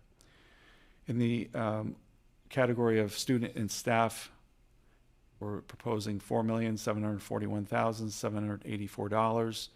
That's a variance of $194,870, or 4.29% over the current year. For system administration, proposing $1,830,123, which is a variance of $137,875, or 8.15%. And again, you can correspondingly see why the increase, or most of the increase, is there. What I didn't put on the right-hand side, which is very important, is salary and benefit increases in all these areas. So that's just kind of a given. I didn't write those in all of them, but you can go down and every single one of these will reflect that. School administration, proposing $2,352,774, or a variance of $205,013, or 9.55% increase over the current year. Transportation, proposing $2,437,681, or a variance of $135,340, which is a 5.88% increase over the current year. And facilities and maintenance, proposing $6,094,446, which is a variance of $214,569, or 3.65% increase over the current year. And then debt service, obviously this percentage is going to look much larger. We're proposing $2,643,975, which is a variance, as I mentioned earlier, $666,574, and that reflects not just the debt service, but the land acquisition that I had mentioned earlier. That's a 33.71% increase. And again, this is year one of taking on the bond, or the bond anticipation note, for 1 year. Then we'll go to permanent bonding in the fall of 2026. And that will become the permanent bonding for the 30 years going forward. So this proposed budget would be $57,941,978. $931,581 as the total. That's a variance of $4,104,460, or 7.63% increase over the current fiscal year is the number that we're proposing to the board tonight for consideration. When we look at, again, 10 lines, we call them the 10 lines of the budget, really 11, but we use 10. And we look at all the categories of the budget. We've broken them down as to what percentage you can look at. For example, regular education. We have 44.6% of this proposed budget is regular education services. 18.5% of this budget is special education services. 2% is other instruction. 8.1% is student support. 3.1% of the budget is system administration. 4.1% is school administration. Transportation is 4.2%. Facilities is 10.4%. And debt service is 5% of the total budget. And looking directly at the classroom, those are expenses that are not essentially a regular education, special education, other instruction, and student support. Those categories, that represents 73.47% of our budget goes directly to the classroom for services. And just as a comparison, the state average is 69.24% that goes directly to the classroom. We've always been well above the state average. We always put more of our dollars in this budget to the classroom directly, and try to make sure that our expenses match that. So getting now into the revenue and tax effect. So looking at the expenditures, we have the expenditure side of the budget, which I just went through, especially all the increases and proposals advanced. I now want to get into what our revenue forecast looks like, and then the tax effect. So our revenue is, it's not, and I mentioned this right at the beginning of this presentation, it is not in line with what we've been used to for the past 5 or 6 fiscal cycles. Our state subsidy for FY26, the current year that we're in, we're expected to receive $16,824,564. So in FY27, instead of what we've been used to receiving over $1 million in new state subsidy over the last 5 or 6 fiscal years, we're not seeing that. So we're expected to receive, and we've received our preliminary numbers now, we're only expected to receive about $103,193 more in state subsidy in FY27. Now, I'm not going to complain. At least we're getting a little bit more and not less. There are districts around us that are receiving quite a bit less in state subsidy this year in this immediate region. But it is different from what we've been experiencing for the last several years, so I really want to point that out. And I also want to say that we're very thankful that we receive as much state aid, receiving, again, almost $17 million in FY27. We're expected to receive that much. And it's still subject to the legislative approval and the governor's signature. But this is the governor's proposed budget, and this would be the amount that is set aside for MSAD 51. Shebig Island. So for years, Shebig Island has been paying us, the MSAD 51, a fee after they withdrew many years ago from not just MSAD 51, but obviously from the town of Cumberland as well. And in order to pay for the assets that they withdrew from, they're now off the hook. So they're done with paying us. Their time is up, and that's been dwindling. That amount of money has been dwindling for many years. It was just $27,000 or just over $27,000 for the current year, but it now is reflected as a loss in revenue for us. We're not receiving that revenue anymore. And then miscellaneous revenue, we're not expecting any increase or decrease in that area, so we're expecting around just under $312,000 in miscellaneous revenue, which is a whole bunch of areas, whether it's facilities, rentals, or main care or whatnot. We receive revenue in various areas. and that's reflected in our total revenue package or picture. So the whole variance, for FY27 is $75,736. In previous years, for those of you who've been on the board for a while, you're used to seeing 1 million, 1.2 million, 1.3 million as a variance there, and you're seeing 75,000, so it probably feels deflating. And it is quite different, and it's certainly, again, in other districts in Maine are receiving less state aid as well. And is this the aid based on the EPS formula? It is. So the essential program and services is where we get our state subsidy. Part of the reason that we're receiving less state subsidy this year, there's a couple of reasons. One of them is that the value or the growth in both towns has been going up a lot, has been increasing.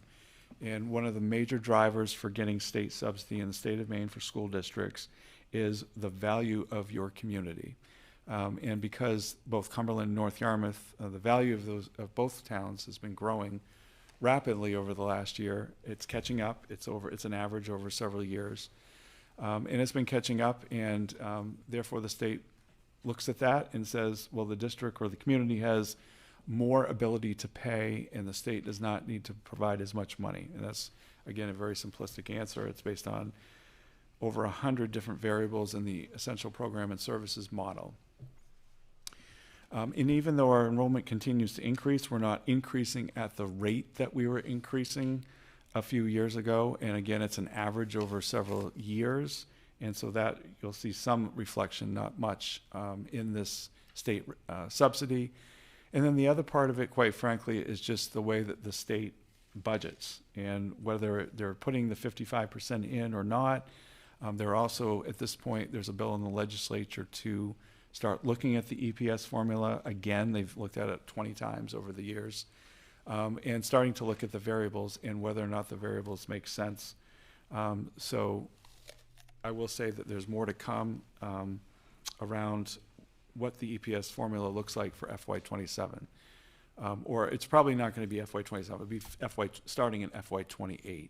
The legislature will not act on that. So the number that we've gotten more or less will stay the same. We expect it to stay the same, the number I'm giving you.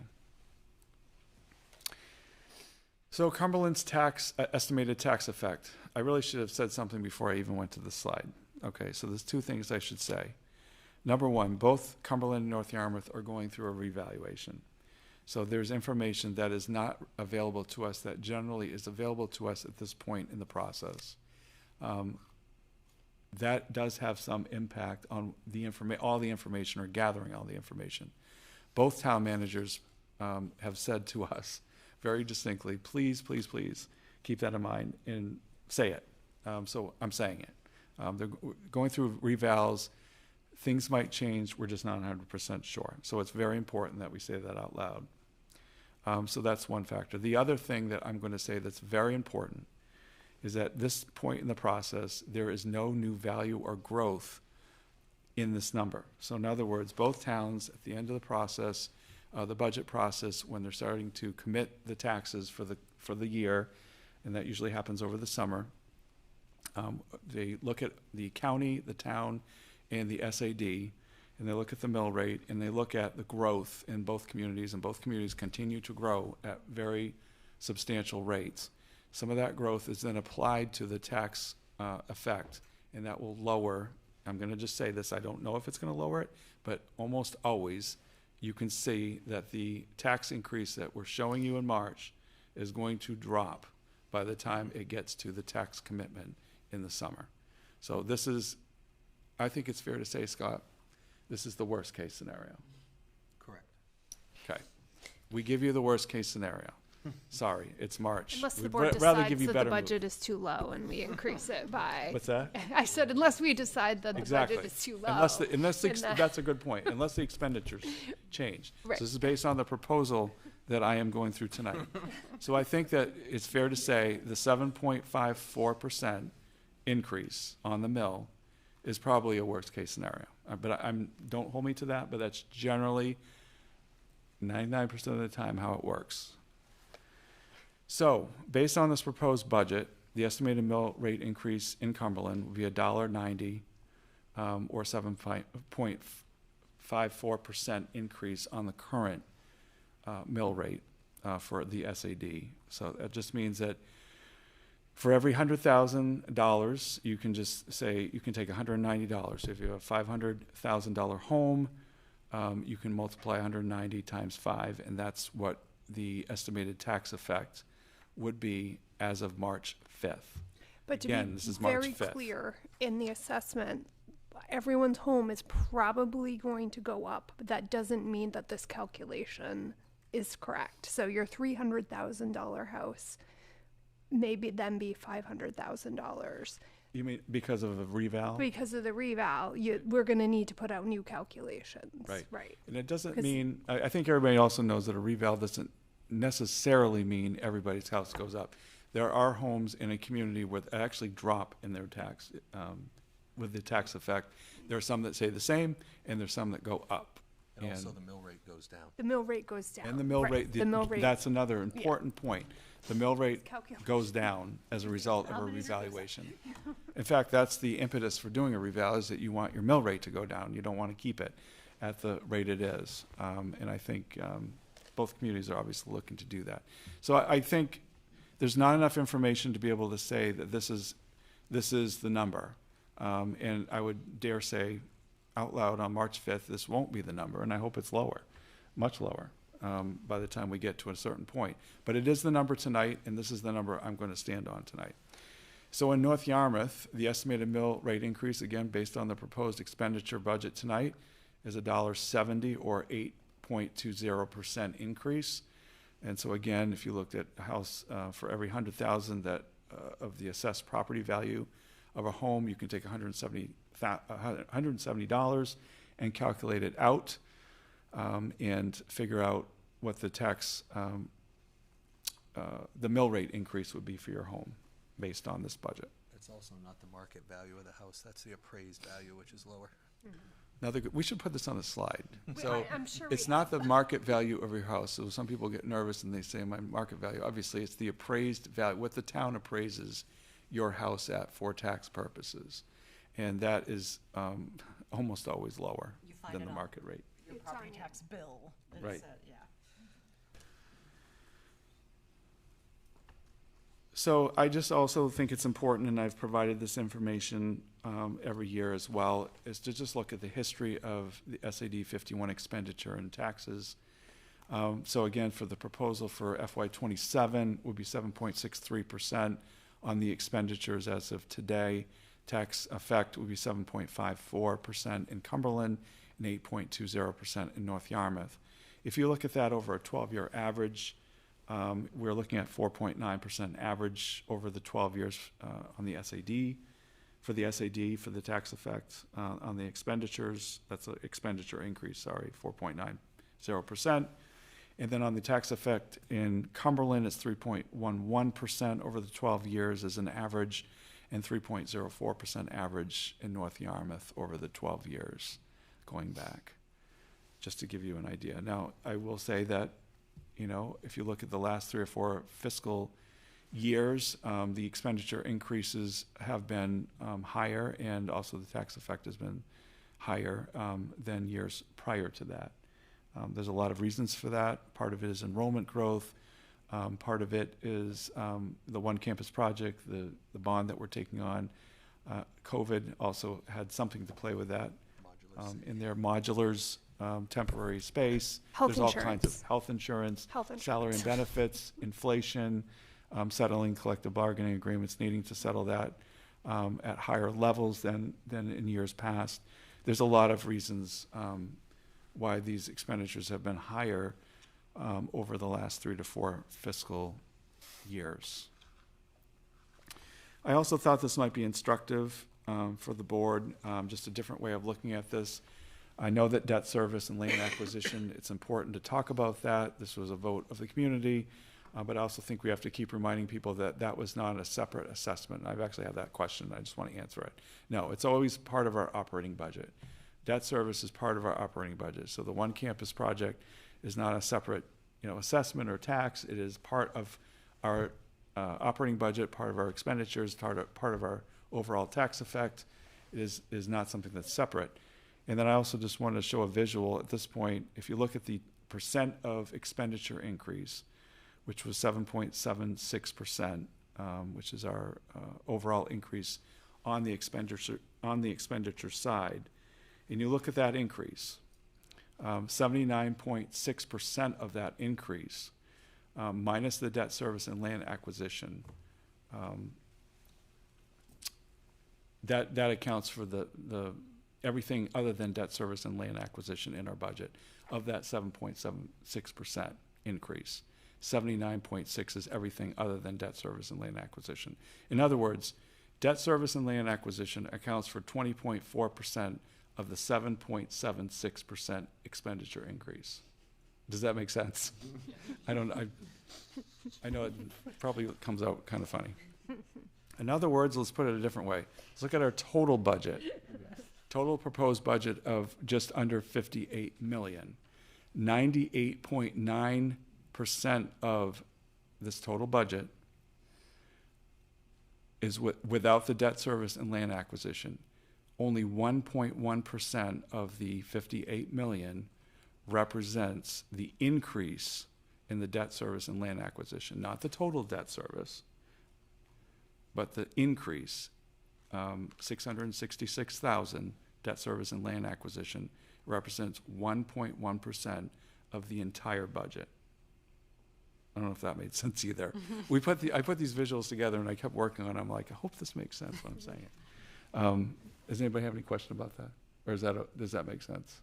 I think Okay. it's the 815 aspect of It probably is. I think there's another key thing with the debt service that if you look at the 24 to 25 actuals, you're at 2.8 million. Last year we're at 1.9, and then we're proposing 2.6, so we're actually less than 2 years ago. I was just looking at that same thing, appreciate you Sean. saying that, Yeah, Sean. it's less than it Right. was 2 years ago, which Right. is Almost like it was planned. So if I looked at it over, if I put another year in there, we could show that. But I just wanted to show year to year, current to proposed, to give you a visual as to what that looks like. One area that I also, sometimes we talk about this now, sometimes we talk about it in April. I thought I'd put it in now just to be really transparent about this, capital reserves. And we are looking at ways to fund capital reserves every year at the district budget meeting. There's a warrant article that usually transfers money. We're looking at some options there from reserve money that might help with capital reserves. We'll have some more information for the board and being able to look at some options so that you're not increasing the tax effect for capital reserves. And we'll bring those options forward. We're working on that right now. These are 4 areas that really need attention in the district. And again, this is not part of the operating budget. I want to make that clear. This sits in a separate reserve account, capital reserves, and it does not, impact the expenditures for the operating budget. It does not impact the tax effect on the operating budget I just proposed. So I want to just make that really clear. But it's outside of this. But putting it out there. The intercom system at the high school, for a 2-way intercom system replacement, it is incredibly old. It is very antiquated. It is not doing the job, and it is not safe. We've made it as safe as we can. We've repaired that thing 100 ways from Sunday. It needs to be replaced. We've been repairing it for too long. It will cost about $180,000 is the estimated quotes that we've been getting. We expect it to be around $180,000. The board has already voted on the second item, which is the capital contribution, so contribution from capital reserves for the SRRF project for the science wing at the high school. This was a project that was approved by voters, I believe, 2.5, 3 years ago now. And we had to continue designing it. The state approved an extension on this project, and we were able to get it just about to where it was bid out. However, just with materials and inflation and everything over a period of time, thank you to the board for approving that expenditure. $131,180 will come from capital to supplement that project. The Commons floor, we had water damage on the floor a couple of months ago. We went to insurance to try to get insurance to pay for some of that. They're paying for some of it, but in order to replace, they will not replace the floor. And so the floor needs to be replaced. And it is an old floor. It is a very old floor. I know many of you walked across it or visited a game or whatnot in it. It is completely outdated. You can't get that floor again anymore. It's that old. In order to replace the floor in the commons, it will cost $127,000 to do that. So we're proposing that come from capital reserves. And the final item that really needs attention is the track. We've been kicking this down the road for a while. That track is really, really worn. We do not think that the track will cost $200,000 to resurface. We think it will cost less. Until the company can come out and actually give us a more, because of the snow, come out and give us a better estimate. We put 200 as a placeholder, hoping or believing that it will be less than 200,000. So at this point, anyway, on March 5th, proposing that from capital reserves, that we would be using $638,366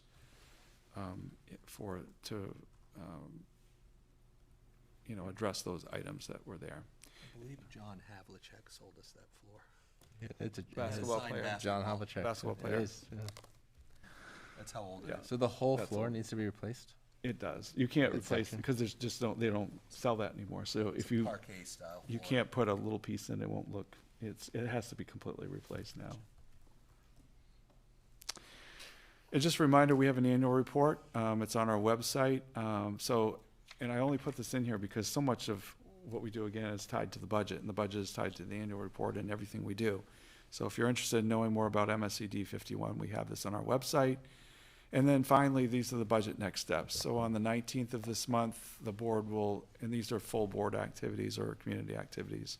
I know Kim will talk about upcoming finance committee meeting.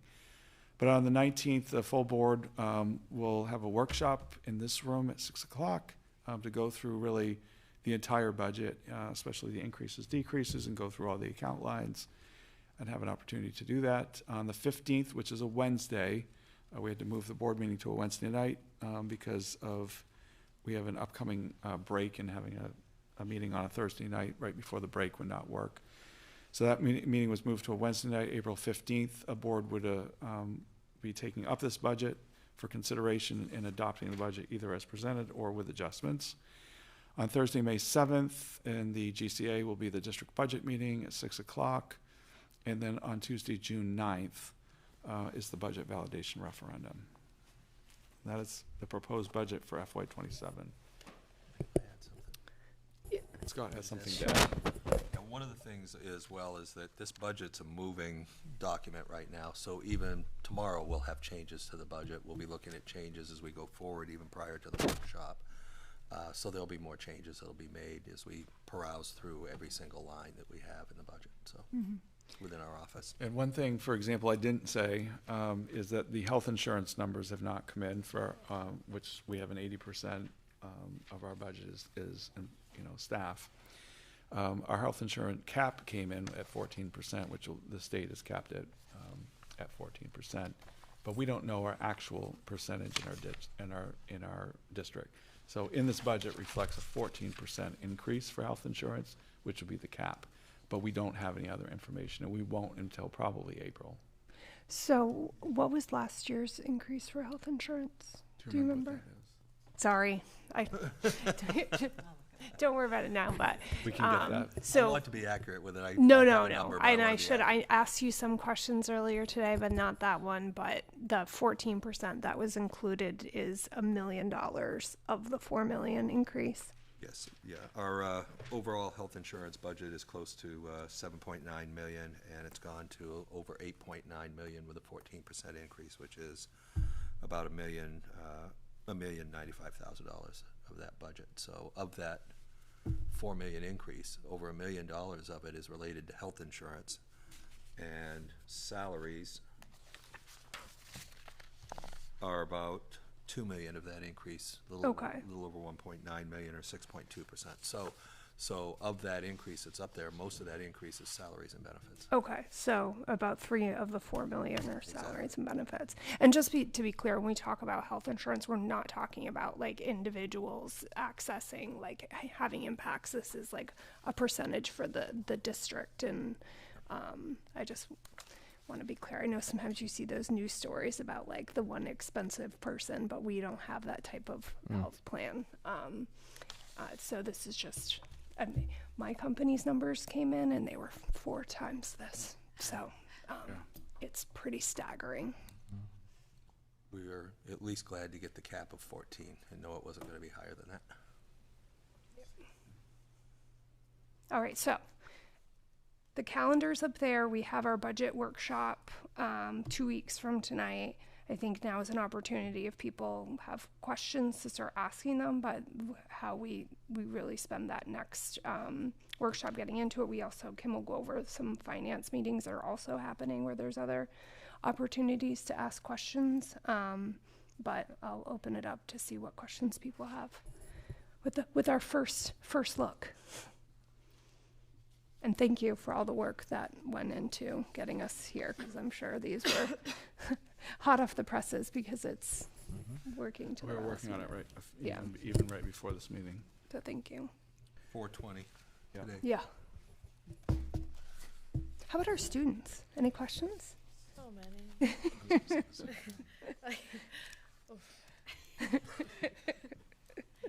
Crack. No, hit it. Me? No. We were just pointing and trying to make sense of it all and all that type of thing. Whenever it says miscellaneous, Oh wait, that's what a good do question. those type of things usually entail? For like, hold on, we had a good miscellaneous one that we had our finger on. Are you at the high school? Yeah. Okay. A lot of that has to do with some of the graduation pieces. There's the stuff for NEASC accreditation. There's dues, there's fees, things like that that are in there. Okay. So IB fees is another one. Okay. So there's fees like that that are involved in those miscellaneous. Okay, lines. that makes sense. Yeah.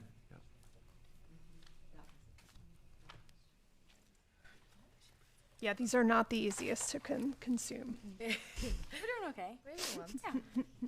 She's like asking me questions. I'm like, I'm not the one. I've been here 4 years now, and I still That anything that's miscellaneous, I ask questions. I don't like miscellaneous. I don't even like supplies. I don't like the word supplies. So yeah, we ask a lot of questions around that. Okay. And it just, rather than taking up that many lines in the budget, right? It's yeah. But we also have a chart of accounts called Handbook 2R that we have to follow by the state of Maine. So there's only certain places where certain things can fit within that handbook of account numbers that we have to use. Okay. Every quarter, we have to upload our expenditures to the state based on every single one of those account lines that you see. So that's why. Okay. Thank you. I got a question about salary and benefits, since that's the main driver. Are those dictated by the collective bargaining agreements that we have with the various groups? Most of them are. We also have people that are staff members that are on letters of agreement or not in a collective bargaining agreement. They're also obviously in there. So I know there was a suggestion in the community that we cap any increases to inflation, but obviously we're giving people raises that are higher than inflation, and healthcare, which is sort of outside of our control, is going up more than inflation. So is there any way we can pay people less or give them less healthcare, or is that in the collective bargaining and our hands are tied? The majority of what's in the budget is dictated by collective bargaining. Okay, so we have to pay people more, and we have Correct. to give them the health And insurance you that we cannot collectively change- bargain? You cannot change the health plan or the contents of the health plan without collectively bargaining it. Okay, I just With wanted to with be the sure, so unions. Correct. there's no wiggle room to make that 14% go down. Not There's nothing with- we can do to make that 14%. Not with those that are collectively bargained, no. Okay, and we can't tell our teachers we want to pay them less, or when we come to an agreement with the EPS, tell them we don't want to give them a raise? I wouldn't recommend that. That would not go well for us. Okay. No, It it- actually would- we're it bound. actually If that's would the main be- driver, then so Yeah. that is locked in, so there's $3 million that's We sort are. of like locked That's in, and we correct, cannot yeah. change. Yeah, you're governed by collective bargaining agreements. Thank you, okay. I guess to piggyback on that, what do we need to know about assumptions that are made about either contract that is not settled, or administrators? Administrators' salaries are at 4%, okay, and there is money here to settle the educational technician contract as well, so. If you look at the line item, it doesn't look that way right now, so. On what, Like if you look at secretaries, for example, it doesn't look like. Well, you'll see ups and downs throughout the whole budget. Yeah. In ed tech lines and secretarial lines, you'll see ups and downs based on where people are and where they're located. Some of it is, Like it doesn't look. some of it is personnel, or also we make assumptions about where they're going to be assigned based on student need, or we move people around. So some of it is not that the same staff are there for next year. They might have moved to a different place too. So we account for that. That may be some of what you're looking at. Transition is another issue as well. And sometimes if there is a few of the new positions added, you'll see more of an increase because it's actually accounting for the new position. Yeah, we're not using the budget process to reduce our collective bargaining money. That's not what we're doing here. With healthcare, is there a mechanism, maybe not as a school board, but we could advise our community members to advocate for within the community that could change how healthcare is for our staff to better align with the current market design that the rest of us participate in? It would have to be collectively bargained, and you would have to look at competitive surrounding areas and what that might look like and what other areas are offering, but it's really tied to collective bargaining. And one of the things that the district has done over the years to help and with the negotiations with the association is what are the contributions to single, adult with child or children, and full family plans or two-person plans. So in our collective bargaining agreements, for instance, somebody's spouse or significant other can't come on our plan if they have health insurance offered to them at their own employer. Doesn't matter what the cost is if they have health insurance offered to them at their employer. We also spent time a number of years ago in southern Maine looking to control health costs by having our experience rating not factored in with the entire state of Maine.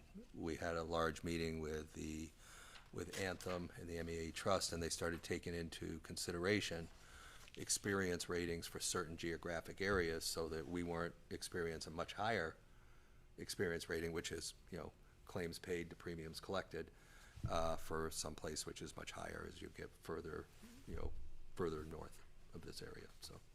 So those are the ways in which we've been able to do that, okay? And so controlling costs would happen through how much you want to contribute as the employer to health insurance, but there's a balance against what's being offered, what is competitive in other areas, so. So what I guess I'm hearing is that a lot of it's dictated by the MEA Trust and the plan that all the teachers within the union It's a union plan. Yeah.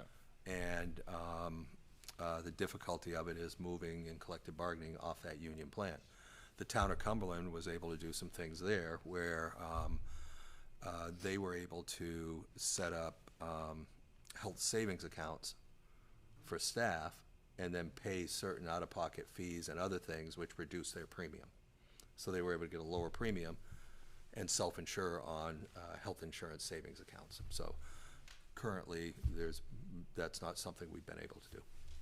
And what I hear in general within that market, people pay less because that health savings account can be used for other things that necessarily your health insurance wouldn't directly cover. Possibility. So possibility, yeah. So I guess my thing is there's a mechanism within the state that people can advocate for to maybe change that. So anybody that is listening, it would be interesting to propose that at the legislature or something like that. I had a question.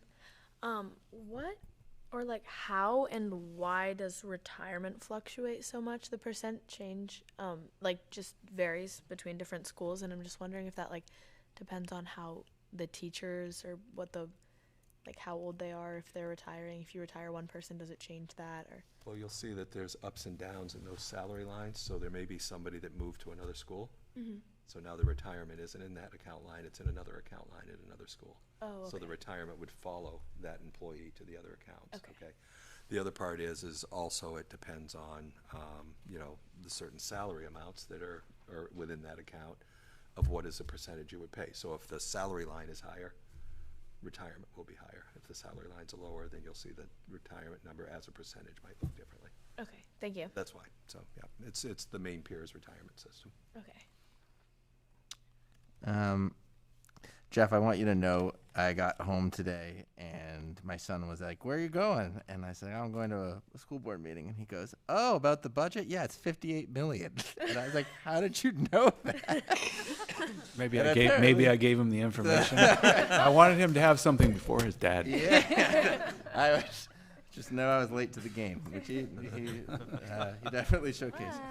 I have a process question, I guess. As I have a lot of questions in here, but I think it helps me to know a little bit of the framing. So this year, I know you were very intentional about doing things a little bit differently and approaching it based off of just feedback from previous years. And so I'm kind of curious. Like, I know we have new software, right? And I know that I think we've started the process earlier this year, and I'm just kind of curious, what was like the philosophical approach? Did we do a little bit more of like what's it called, like a zero-based budget, or like starting from scratch and not looking at last year and just seeing like what we need? What was kind of like our guidelines as we built this, so that I know?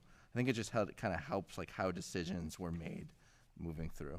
For software, for everything. Everything. I mean, I think I'm curious about the software too, because I know that's probably like very difficult to manage in a first year. So yeah, I think, and I'm also curious, like, well, what level of access do we have to like dive into some of these things or aggregate them a little bit differently? But generally, just philosophically as an approach, and Kim, you probably can answer this just as much as Jeff. It's just, how did we start building this year compared to last year? I mean, all the principals and directors start with what they need, what they feel like their school needs, and go from there. But I wouldn't call it zero-based budgeting. You basically start with the current budget and what are the changes that are going to be made in that budget in order to reflect what is really needed in that school. So one area, for example, subscriptions, made a huge effort this year. The technology department and the administrators working together to look at all the subscriptions, because we have so many subscriptions in this district. Some are used by groups of teachers for students, and some are used by a single teacher who might just like that subscription. And we tried to move away from that. So it had to be a subscription that multiple teachers find useful for curriculum purposes. All teachers use it for curriculum reasons, but we want kids to have the same experience too. So we were able to, reduce it by about $10,000 just looking at that. And then looking at subscriptions where one or two teachers were using it, and really question, why are they using it? And is it because they have a specialized program, or is it they don't have a specialized program but they just like it? And really trying to find what is equitable among classes that are using that software. So I think this is probably since I've been here, was the most thorough look at software that we've done. So $10,000 is $10,000, but I also will say that we're able to move things around too within the software lines. And there were some things that were added too, like software that we need. So it was drop some software, add the ones that we really need, and then net out, what we don't need. So, and that really applies to the entire budget, the way we look at things, not labor costs, but everything else in the budget, what is really needed and what is really not needed. And we did, from my perspective, back in, I think it was November when we started talking to the administrators about all this. This year, please do not put forward proposals. This was something that came out of my mouth, unless it is absolutely necessary. Now, we already know the one campus staffing stuff that we had already, talked to the finance committee about that are needed. Those are already automatically populated on the new proposals. But everything else, only put the things forward that are absolutely necessary. Not that we don't ask people to do that anyway, but even more so, knowing we're going into a challenging budget year. So I'll add to that a little bit. I'm going to start by asking you a question, not to put you on spot, Cool, but let's do it. that you brought it up. In your mind, what is zero-based budgeting? I think I would have gone from we start absolutely at zero and build up from what our school needs. I think from even from the number of staff members to the number of supplies that we need to what our supplies are. I think it's probably from a resource perspective and our timing, kind of unrealistic to do that entirely. And so it probably needs to be some kind of hybrid. But yeah, I mean, it would start off of just a completely clean slate of as if we were building a new school today. What would that look like? Okay. So, I mean, in a lot of ways, that is what we do, because you start with what you can't get out of, right? Like you have to have an electricity bill. Mm-hmm. You have to have the debt service that the community voted on. And then I believe that we put in, okay, based on collective bargaining agreements, right? What is that going to look like? Yeah. Now, to your point about staff, you can see that Jeff, and we spent a lot of time talking about, okay, where are we going to need to add staff? Where, if any, can we take out? And a lot of that comes with either attrition or a position that wasn't filled. So as far as supplies, I think there's a misconception that, we look at what was spent on supplies and just add an inflationary amount to it. That is not the case. I think that for the most part, the administration, looks at what the teachers have been spending. So there's this both and, right? When it comes to classroom supplies, you could say, well, if you give a teacher a budget of $500, that would be amazing. They're going to use all $500, right? But at the same time, we're also thinking, okay, realistically, is this amount a realistic amount? And then you multiply that by the number of classrooms, right? Give or take. There's are there new supplies? What will we need in new books? I am very proud of the work that was done on the technology subscriptions, because that was one that over the years, looking at that line, was like, okay, when was the last time we really did an audit of that? Courtney's been asking me to do that for like a year. Yeah, and I mean it. Prime accounts. I'm proud that we did it, and I'm also proud that it showed that there really wasn't that much waste going on, given that $10,000 or under $10,000. So it is definitely both and, but you can't just look at the budget and say, okay, well, we're just going to increase each of these lines based on inflation. But you also can't do a completely zero-based because of the things that you are tied to, right? And then you start looking at, okay, what is this ask, this new proposal? What would that do to the budget? Why is it an ask? If we accept this, what does that mean we can't accept? That's the hardest part, because you're saying yes to something means you're saying no to something else.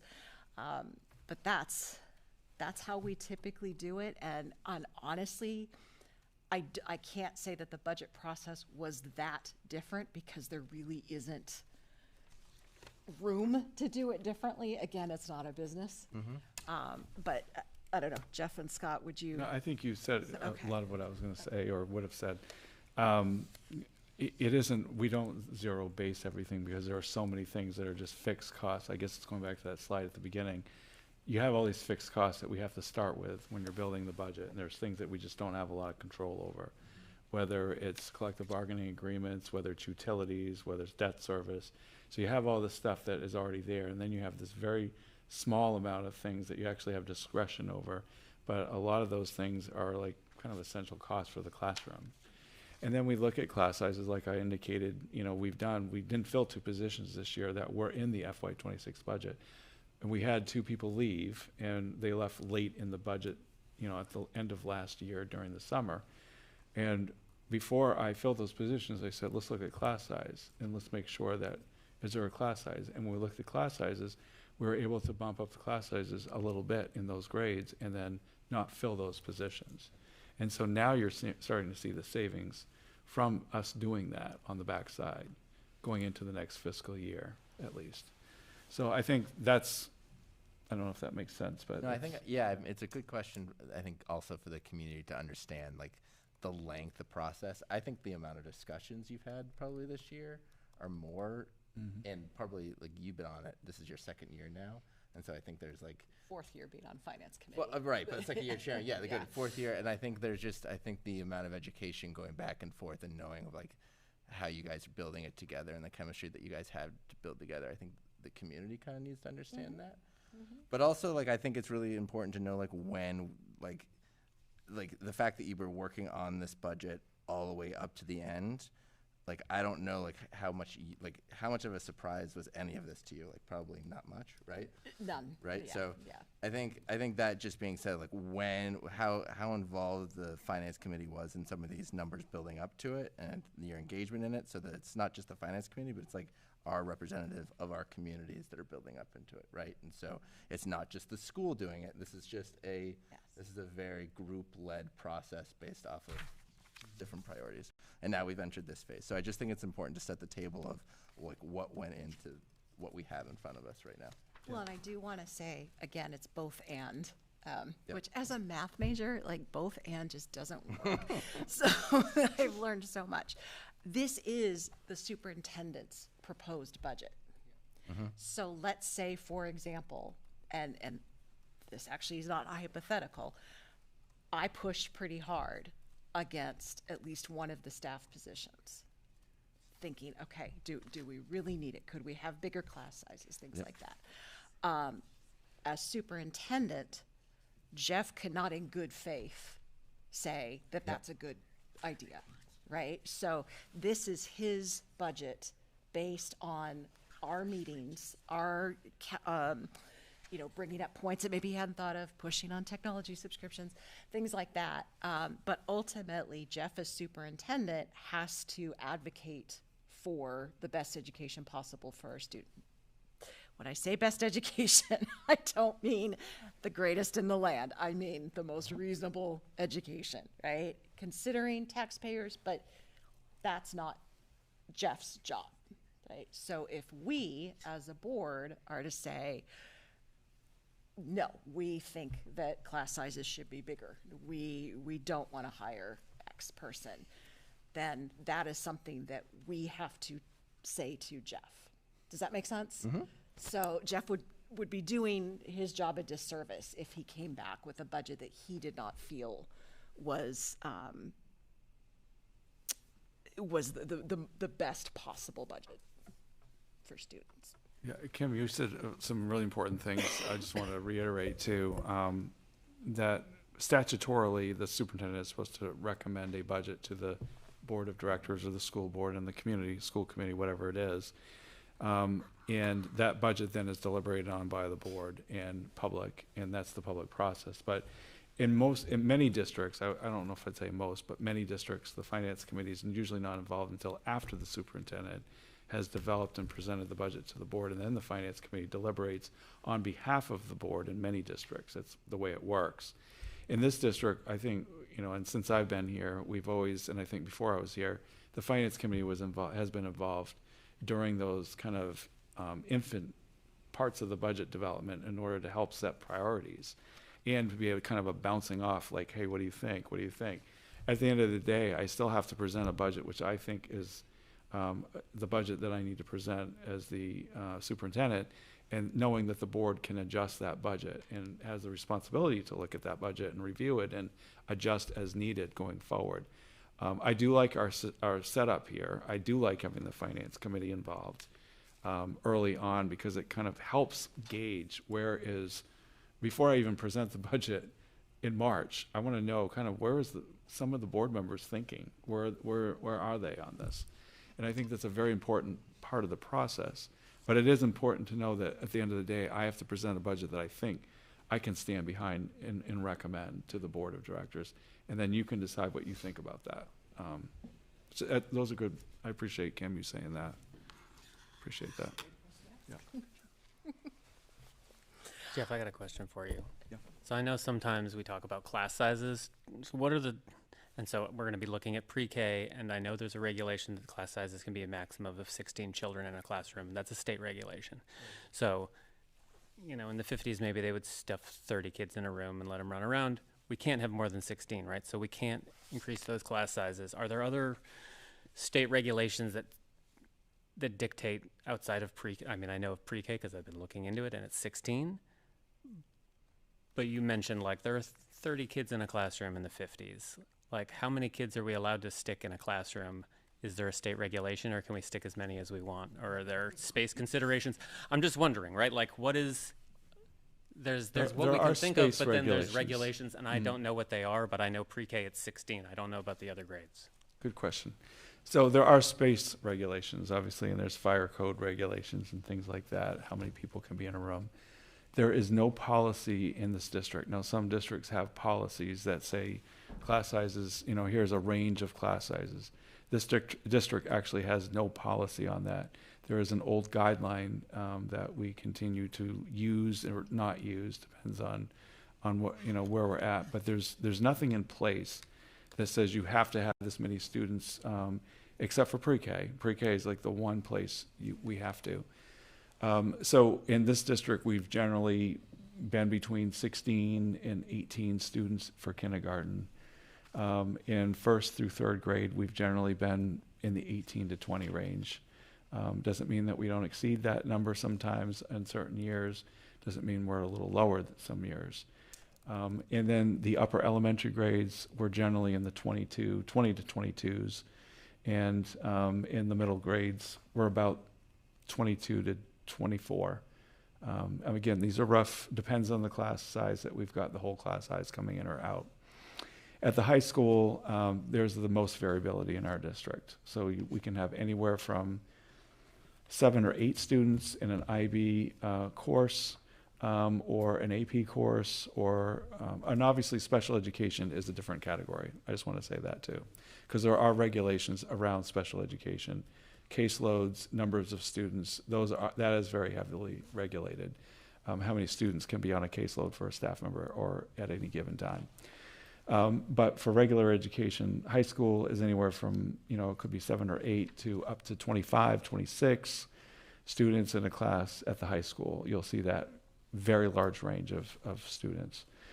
There is really no regulation around it. There are guidelines, but there's nothing that says you can't have 30 kids in a classroom, for example, in the state of Maine. Sure. Can I jump in on that, or were you? No, I would just, yeah. I mean, because I know there is a regulation for pre-K, so it's just, yeah. Like, does the state say, like, you know, it's weird to me that the state wouldn't say there's a maximum number of kids you can stuff in a classroom, but. Except for the fire code. Yeah. Except for the fire, I guess there's like a fire code. Yeah, and they have, again, recommendations, you know, for square footage, how many students you should have in a classroom. Yeah. But again, it is not regulated. Okay. And we don't have a policy on it. And there is no actual policy. Yet. We do know how hot and cold the kid has to be. Yeah. If only we knew a guy in charge of Add it policy. Thank to you. the Because I know list. there's a lot of talk of class sizes, and it's just, it's good to be honest about, like, what is restricting us and what are the options, if there are any. So pre-K can't be more than 16, it sounds like. Right. The rest, it's sort of up to the It is discretion somewhat, of the district. we've historically had, you know, stayed within certain numbers for different grade spans in this district, pretty long history. During COVID, I will say that we reduced all of the class sizes, especially at the elementary level. We reduced them across the board, and we hired 10 more teachers to do just that. And we used federal money as well to reduce our class sizes. Okay. That was a deliberate and intentional thing that we did. But then we let those positions lapse. Those were one-year positions, and most of them, or people transferred to another position that was open or vacant. We moved people. But we didn't retain those 10 positions after the pandemic. Thank you. So something I was going to add even before the questions. Jeff, can you go back to the 1950s June Cleaver teaching and heels and pearls and everybody sitting so obediently? Do you want me to go back to that Would slide? you mind? Oh, Yeah. the slide. Yes, I can go straight back to the slide. So, for one thing, while Jeff's doing that, just putting this presentation together alone, and then I think it took you almost an hour to present it. So thank you for all the work you did just on the presentation alone. When Jeff showed this slide, one of the things he said is that we don't see the full classroom, right? We don't see that there's 30-ish. I can remember having 37. 37 is my lucky number. I remember a year when I had 37 kids in my class. So not only do you not see the other students, but what I really was thinking about the first time I saw this slide is we don't see what the other students are doing. And I think we all know that the likelihood that the rest of the students are sitting that quietly, attentively to the teacher is pretty small. We know about the kid who would stand in the corner with the dunce cap, right? We know about the kid who would be sent out of the classroom. We know about just suspensions being far more common because, as Jeff said, the respect for the teacher was so high, of course, rightfully so, but there were good kids and there were bad kids, right?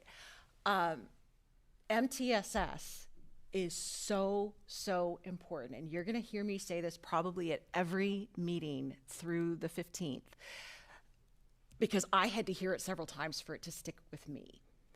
We cannot recommend a child for an IEP unless they have gone through the MTSS process.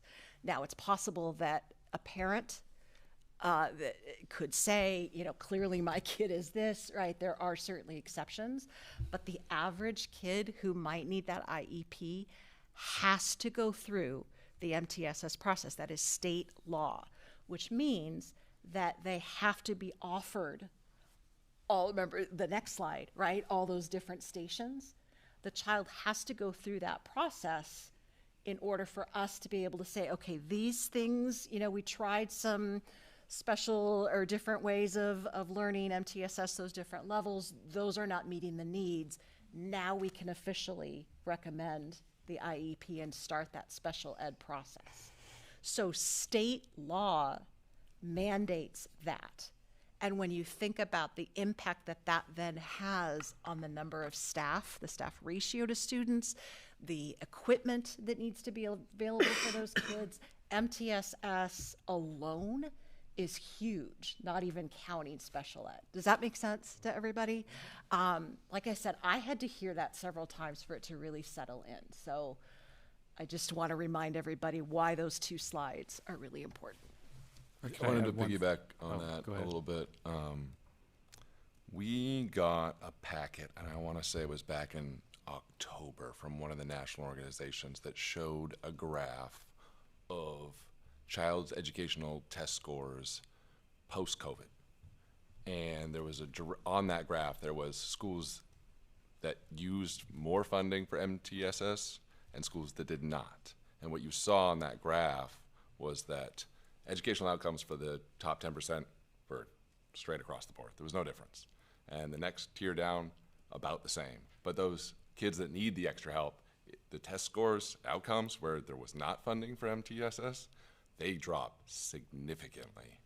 And I think if you look at our test scores in general that were presented this fall, they align to a program that's fully functional and we're having good student outcomes. I think that's important to know.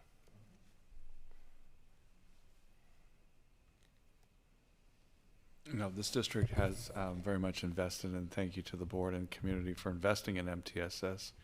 And I think those comments around MTSS are really critical because not only are they part of the regulatory requirement for a child meeting the needs of special education and being referred and then identified for special services and going through MTSS, the only exception is if a parent makes that referral on their own. But when the school is looking at a student that might have a potential disability, we have to start with things that are outside of the IEP process without making a referral and trying things.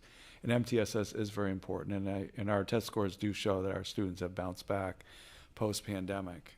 We're still in the post-pandemic period. We can't ignore the fact that there was interruption. Huh? 6 years this week. 6 years. Wow. The other thing, Kim, I wanted to add to this picture about the 1950s is that not only are there children you can't see because you can't see the whole classroom, There were children that were not invited back to school because they had an unidentified disability or was not recognized. Federal law did not recognize a student having a disability in the 1950s. Students just were not invited back to school if they didn't fit invited in. to begin with. Or invited to begin with if they didn't fit the mold. So that's the difference between, We Educate All and how public education has really evolved, and I think in a very positive way over the last 7 decades. We don't even have to go back to the 50s. Does anybody remember the movie Parenthood with Steve Martin? Yeah. There's a scene where the principal calls him in and says the teacher spends X percentage of time just on your student. And they say, you should go to a special school or to a private school. That was 1990, I think that movie came out, and that was certainly a common experience. So we don't even have to go back as far as the 50s. One of the other things that I think about a lot, and especially as we're not only looking at what ends up in the news about what other districts are doing to deal with similar challenges. I think most of our budget, like other districts, is staff. We're seeing similar increases in some of the things that they're doing to reduce their budget are also enrollment related. The opportunities that you have maybe to relook at things when you have declining enrollment versus increasing enrollment. And this is just like another reminder, we are the only district, I have the stats from the state website. Anybody can go on and take a look at this. Since I looked at the pre-COVID year first, so 6 years ago, we are the only district that has added 100 students or more in the state. In the state, regardless of district size, 100 students, like the percentage, it's 5.2% of our school enrollment. Over 10 years, we're the only district that's added 200 students. There's a few other much larger districts that were a little over 100 at that time, but we are an outlier. Only 10 to 15 schools have grown at all, and that could only be a few students over that time. And so we have different unique challenges that, frankly, aren't the ones that are being addressed for the most part with the conversations of the Department of Ed, because it's all around school consolidation, needing to find opportunities to reduce costs. I mean, we went through it. We consolidated schools when our enrollment was declining. But we are in a very different position than a lot of the discussions that are happening, like at the state level, everything from, the EPS formula to school construction. We are differently positioned in the conversations that I feel like maybe districts that do have, 100 less students, which there's a lot of them who have hundreds and hundreds and hundreds of less students, are having, that we are growing, and we continue to grow. The growth has slowed, thank goodness, as we're getting the new building built, but it does position us differently when we're talking about, okay, what can we do differently with our budgets? That's a very good point. Maine has been declining. Overall, Maine enrollment has been declining. The vast majority of districts have seen that. And it's in this area where there's been an increase in just some districts, and that's it. But we are an outlier, and I think that I even forget to say that because it's important. 10 years of increase in enrollment does have an effect on your schools and your staffing at levels that you have to continue to keep up with. I think that's a very important point. Thank you. So maybe I'll close out our discussion on the budget by saying that your presentation could have been 2 hours long. There's so much to this. This is so complex and so many different ways to look at it. So we are available for questioning. Please email us. Please ask if you could sit down with us and talk about these things, because yes, this is not straightforward. There's a lot to this. So for the next month, plus through April 15th, please reach out to us. Please engage with us. We have a meeting on Monday night. It is our one evening finance meeting that we wanted to specifically make sure that we are able to do that so that more folks can come. And hopefully our agenda will be such that there will be plenty of time for Q&A. We'll see what happens. So, Kim, when you say us, do you mean you, Jeff, Scott, either one? Because like over the next couple weeks, if I'm diving into this, and I'm like, can you like give me a little bit more? No, I'm sorry, you can't be a board member. I'm just, I'm wondering which one, like which detail, because you know, I think, you know, just transparently, I asked for a couple details and the up leading to this, and obviously there's like everyone's very busy and we're trying to finalize stuff, so I want to make sure I hit the right cadence to like to be like, yes, this is open for us to start digging into or getting more details on, or like, are we, was that just a point to like, hey, we're finalized now we can kind of open up and be like, this is what open, like, because this is going to be a dynamic document all the time. Oh, absolutely. I would say right? This is the start of that. Because again, in the budget process, your son would not have known. He knows way more than I know right now. Yeah. You know, things got out because we absolutely wanted to, legally we had to, but certainly we wanted to make the finance meetings friendly for the community to show up. So this is the start of the board's process in the budget. And yes, there were some things I couldn't quite answer for you. That's good. So I will just go ahead and say, you know, if you want to I'll be the point person. You can email me. I can always, you know, send somebody to somebody else. But if you know a different board member and you feel more comfortable asking them, then board, if you get a question, you can always come to me. Like, one of us will answer. Okay. Yeah. And I do also want to mention the importance of us talking about this in a public meeting too, because I think our deliberations and considerations and the discussion that we have in the public, so whether that's the scheduled finance meetings, which again are on the calendar and you'll go into more detail again, when we do those updates. So that's a board, you know, when we can actually have conversations, and then we have the workshop, and then we vote. The board needs to vote on April 15th.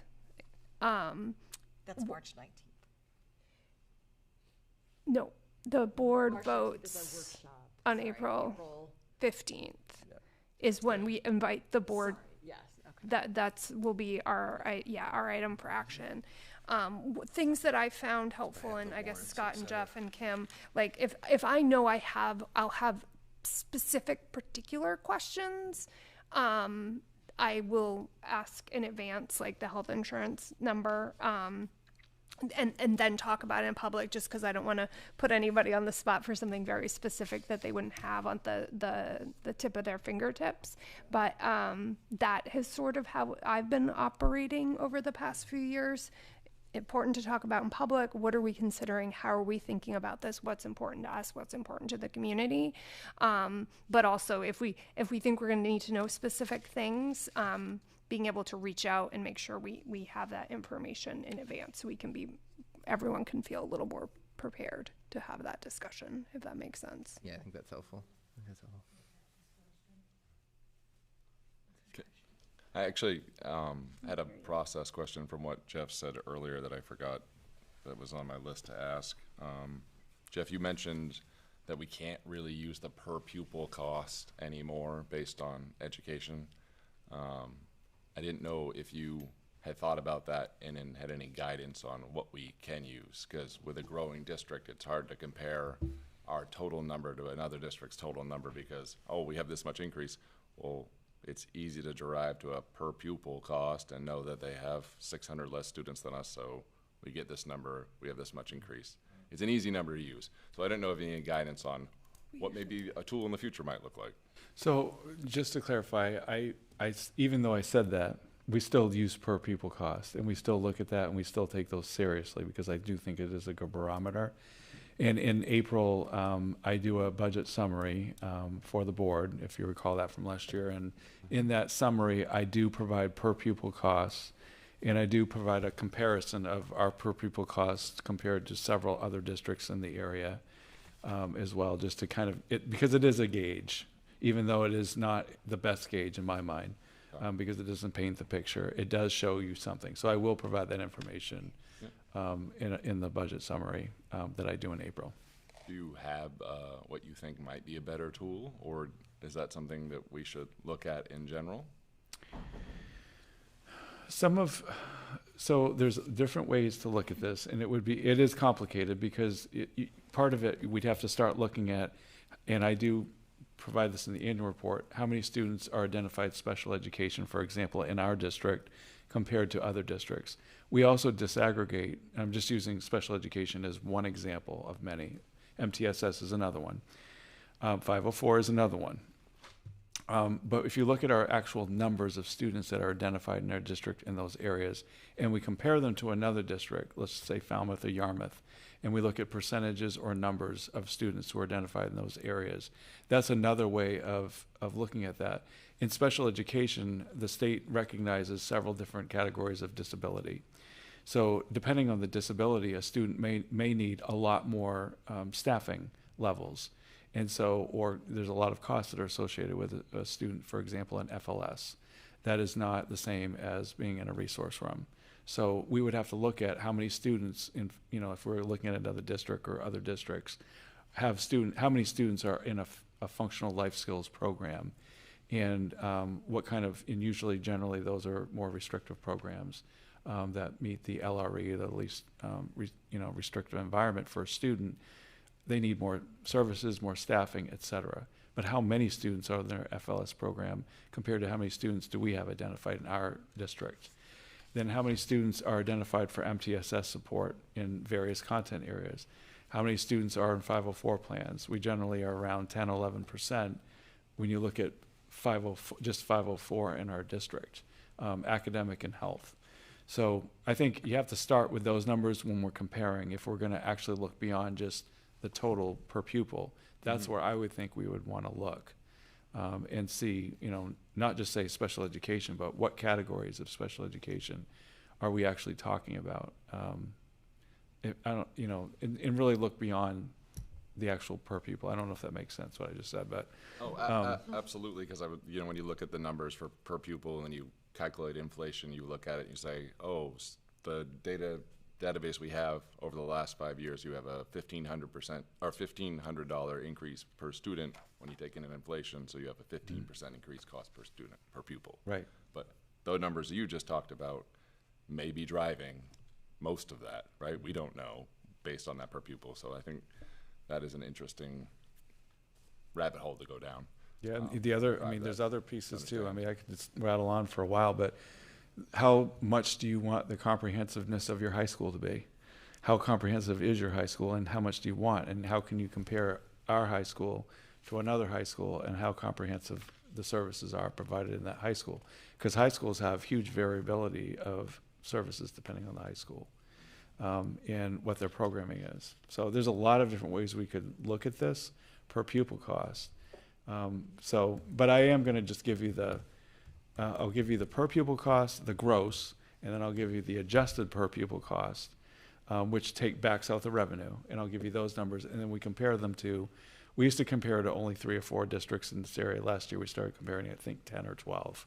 So we give you a much better comparison. Mm-hmm. But if you're asking me, I would start looking at individual groups of students and not just per pupil as an overall indicator. Good to know, because as was mentioned, we are an oddball right now. So to be able to communicate to the public and amongst ourselves, it's good to know a little more information. Yeah. Madam Chair, given that it is 9:15, may I make a motion that we keep going? Motion that we have more past 9. Can I get a second? Second. All right. Thanks, Tim. All in favor? Who was the first? Is there somebody not in favor? I mean, I just want to abstain, I guess. What? Annika was against it? Abstain? I'm also Honest- against it. Against it? No. Okay, all those not in favor. I don't even know what to say. All those that want to go. Okay, 3. Wait, you can do that? You really can. It's actually a vote. Can I make a motion that we do committee reports by email and do the policy reads? So good news. One of the policy reads is taken Until off. next I think the important thing, the time sensitive thing this evening is the calendar. And I guess, is there anything in the superintendent's report that? So there's a long superintendent's report if you don't want to Can hear you it. send that to us? There's things in there, but it's, I could share the report with the board if you would prefer to do that. We're doing great. Well, I mean, our audience is overwhelming right now. Mr. Gray wants us to keep going. Are you I want to slip, and I wanted to say Katie doesn't have to do any homework.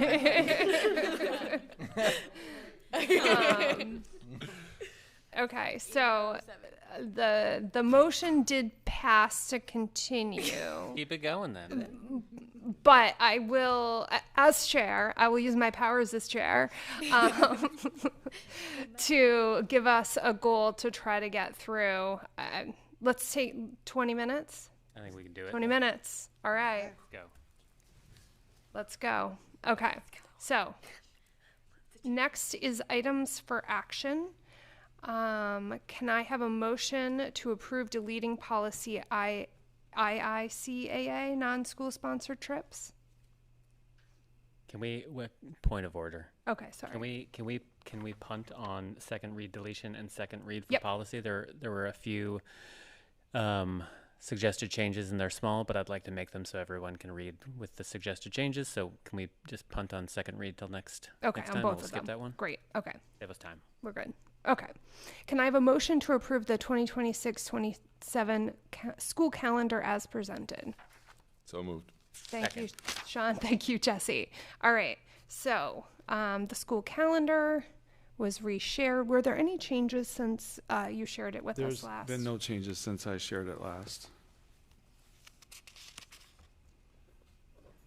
I shouldn't even say I had more than I can count on my fingers and toes. People come up to me and say, why don't we have professional development days on Wednesdays so the kids can go to school more days and not on Fridays right before vacations? So I'm just asking the question because it got asked me a bunch. Same. Second. So, Sean, are you talking about, for example, which particular days? Are you talking about March 19th, for example, and January 18th, or 15th, sorry, on the calendar, those proposals? And then we have October 9th. Mm-hmm. It seems to be a theme. January 15th. So, yes, anything before a long weekend and or a vacation break. Yeah, I mean, historically, we've done that. I think part of it is that what comes up, and I'll be honest, is that student attendance, if we, around certain breaks and stuff like that, generally drops dramatically. So I think we've tried to put a balance in there. For example, like around the MLK Day, that's a new one. We added that 185th, that's 185th teacher day, which is a staff day on January 15th. So I won't talk about that one necessarily. But I think around for example, the Indigenous Peoples Day, October 9th, people tend to take a break. Families take a break, and I think if we were to make that a Wednesday instead of a Friday, my guess is that student attendance would probably drop. Good answer. I think I can express that to those people, so I appreciate that. They were trying to be thoughtful around in January too, where that was placed. The other thing I will say that to make changes like that at this point, I would have to go back to our regional counterparts. We're already at, I think, more than 5 dissimilar days. We had to get a waiver last year from the Department of Education. We were at 7. The department agreed with the understanding that we would try harder this year. And so we've tried harder this year. I think we're at 5 right now. So if I mess with this calendar, I don't know what the ripple effect is with the region, and I would have to go back to the region. So most other districts have those Fridays as well? They do. I worked with them. Well, the one that they don't necessarily have is January 15th, because we added that one. But March 19th, I think Falmouth might. If we're in line with one other district, it's not considered dissimilar, or we're already dissimilar, so we're okay because we're dissimilar, and that becomes a dissimilar day. For example, October 9th, that is definitely agreed to by the region. We all take that. We negotiated March 19th. Originally, we were at March 12th. I worked with 3 other districts so that we were not dissimilar, and we agreed to move to March 19th together. So that's just how we do this. Yeah. I just want to put out there, because we're trying to keep it in 20 minutes.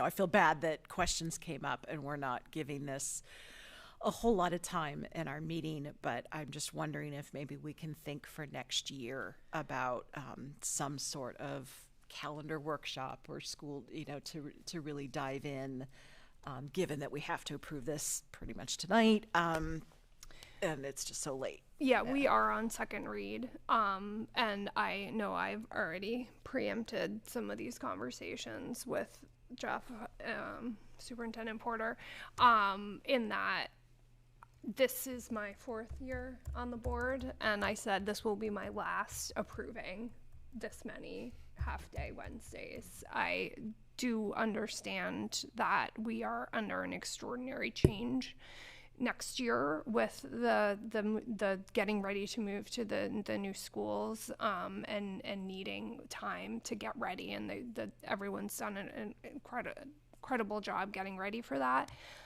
But this is too many, and we've been looking at adding teacher professional development days so we can create other opportunities, but really needing a look in a longer community conversation to actually make some changes. And the same with the school start times. I mean, that's something that I've also brought up a couple times, that we tried to move the high school back. It got moved earlier again. We have to look at everything when we're doing these schedules, and looking at everything also, it means the days and start times. Yeah, I would suggest that one is a bigger nut to crack, because we had a committee a few years ago when there was a lot of interest around moving the high school back to a later time. I think if you're moving it to like 10 minutes, that's one thing. But if we're talking about moving it, 45 minutes or something like that, it's a very different matter. And obviously, that's a long conversation. We had a whole group that worked on it for probably 6 months, looking at this, probably more than 6 months. When we went to later high school time, and then unfortunately we had to pull that back a few years ago. I will say the other piece, I heard that loud and clear, that there's, obviously some recognition that next year is a huge year, big transition year, but that the year after, they really need to look at this again and look at what the calendar is. One thing I will point out is that January 15th is a staff day, as recommended on this calendar. It's 185th day for teachers. It is not a day that our ed techs right now in their collective bargaining agreement, they don't have 185 days. So it's really important to point that out, because if you have a student day, if you decide to make this, and the board can do this, if you want to make that January day the year after, for example, a student day, you would also have to be considering that you're going to have support staff here too. You can't just open school with just teachers.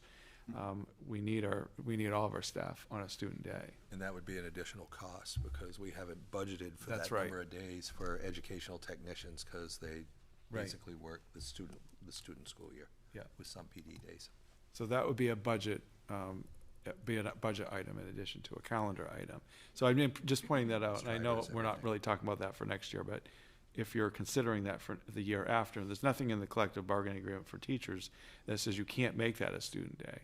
we made it a staff day because we need the transition time.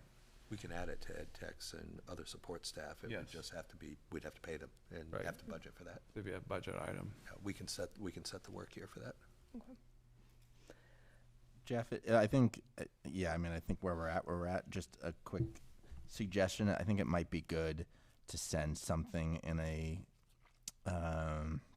one of your weekly notices about half-day Wednesdays, the rationale and our plan to potentially like take a look at that and understand like the burdens on some families, because I hear it all the time. I'm at our sure level. you So do. I think Yeah. that would just go a long way to know that we're. Yeah. I think what the public comment was, she was right on, and I think reflective of a lot of reasonable people. So that might go a long way. But anyway, I think we're at where we're at now. So. Okay.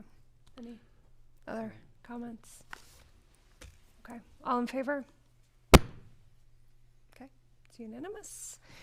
Okay. So is there anything in the superintendent's report that you wanted to say out loud? I don't know. Anything at all. Do you need to I think most of it was stuff I can probably just send you. Let me just,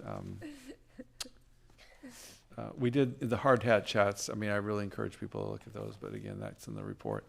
Very Anyway. good. Very good. This photo was courtesy of Tim Valente, just to let you know. Oh. But yeah, I mean, obviously, I think most of it I can just send you in a report. There's really nothing I need to say. It's great stuff going on. That's all I know I'm it's gonna all say. it's all the all good good. stuff. It's all good. It's all the good stuff. Okay. Thank you, and look forward to seeing it. Committee reports. Is there anything? I have one important thing from Megan just related to the school naming. I wanted to have a brief conversation on about next steps. And then I also did want to mention the pre-K committee work is underway. I want to thank Lauren for stepping up to chair that committee for the board, so thank you. And we are going to make sure we get all the information posted on the website about the upcoming meeting, so let's just make sure we check in to get information to Jeff and Melissa posted so everyone, the public, can know when the meetings are. And I know the plan is being formed that you're going to bring to the committee about how we're going to do all sorts of outreach and information gathering. So, and we'll be posting just information about who's on that committee as well. So we'll get that up there. And then the other thing related to communications is the school naming. As you recall, we had a public hearing, and we got some great information about different interests choosing between the two names. We don't have a vote scheduled yet on the board calendar, and I just wanted to ask the board if they like where each of you were in your deliberations, and if there's been a couple ideas floated of whether we needed to have another public hearing, or if we just wanted to choose a date to have a vote and just encourage anybody else to reach out to us if they had any thoughts of when we should be deciding on the name. I think the date that we needed to decide was sometime. It would be great if you could do it by June. By June. Mm-hmm. I mean, I'd like this board to be able to vote on it, but is there any other public hearing or information gathering that people felt we needed? Okay. Actually, I was asked by some students today, when is this going to be settled?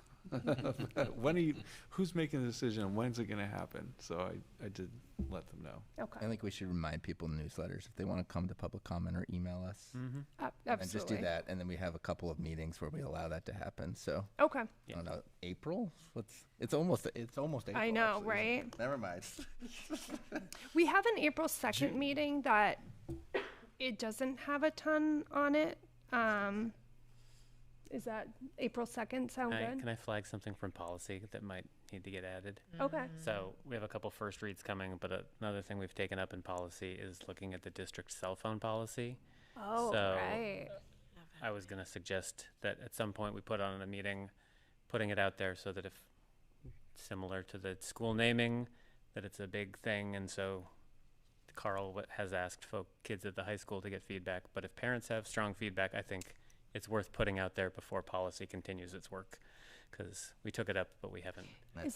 We haven't touched the policy. We're just thinking about it. But I think flagging that for parents and allowing them a chance to come. So if there's a meeting where we could put that on an agenda and just let people know if they want to come talk about it. Since Megan's not here, I'm going to volunteer her for a bunch of stuff. So I think putting things in the district newsletter from the board on these topics, I think would be really great to start, making sure we get more information in that section. So Megan, I know you're listening. It was eighth grade. It was eighth grade parent night for going into high school. So that felt important as having the first kid going into high school to be there. So it's an excused absence, although I'm sure it's done by now. Okay. So work with Megan to get those types of things in the newsletter. And if there's other ideas of things that would be important to highlight, that would be great. All right. 5 minutes. What do we got left? Where are we? Mr. Porter. Vote on the second? April 2nd? Yeah. Okay. April 2nd? Yeah. April 2nd. Okay, great. We'll get that in the newsletter. And then the only thing else I had to mention is that the library is sponsoring Interested in Running for Public Office with representatives from each of the town council, select board, and school board, March 11th at 5:30 p.m. or March 12th at 8:30 a.m. for people who need a day or a nighttime option. And we're just inviting anybody in the community who's interested in coming to chat about what this is like to attend. And I know I'd send it out to board members as well if they're interested in joining. But that is coming up because papers are out. I pulled them, so I'm discouraged from going on it. So lots of opportunities to serve the community.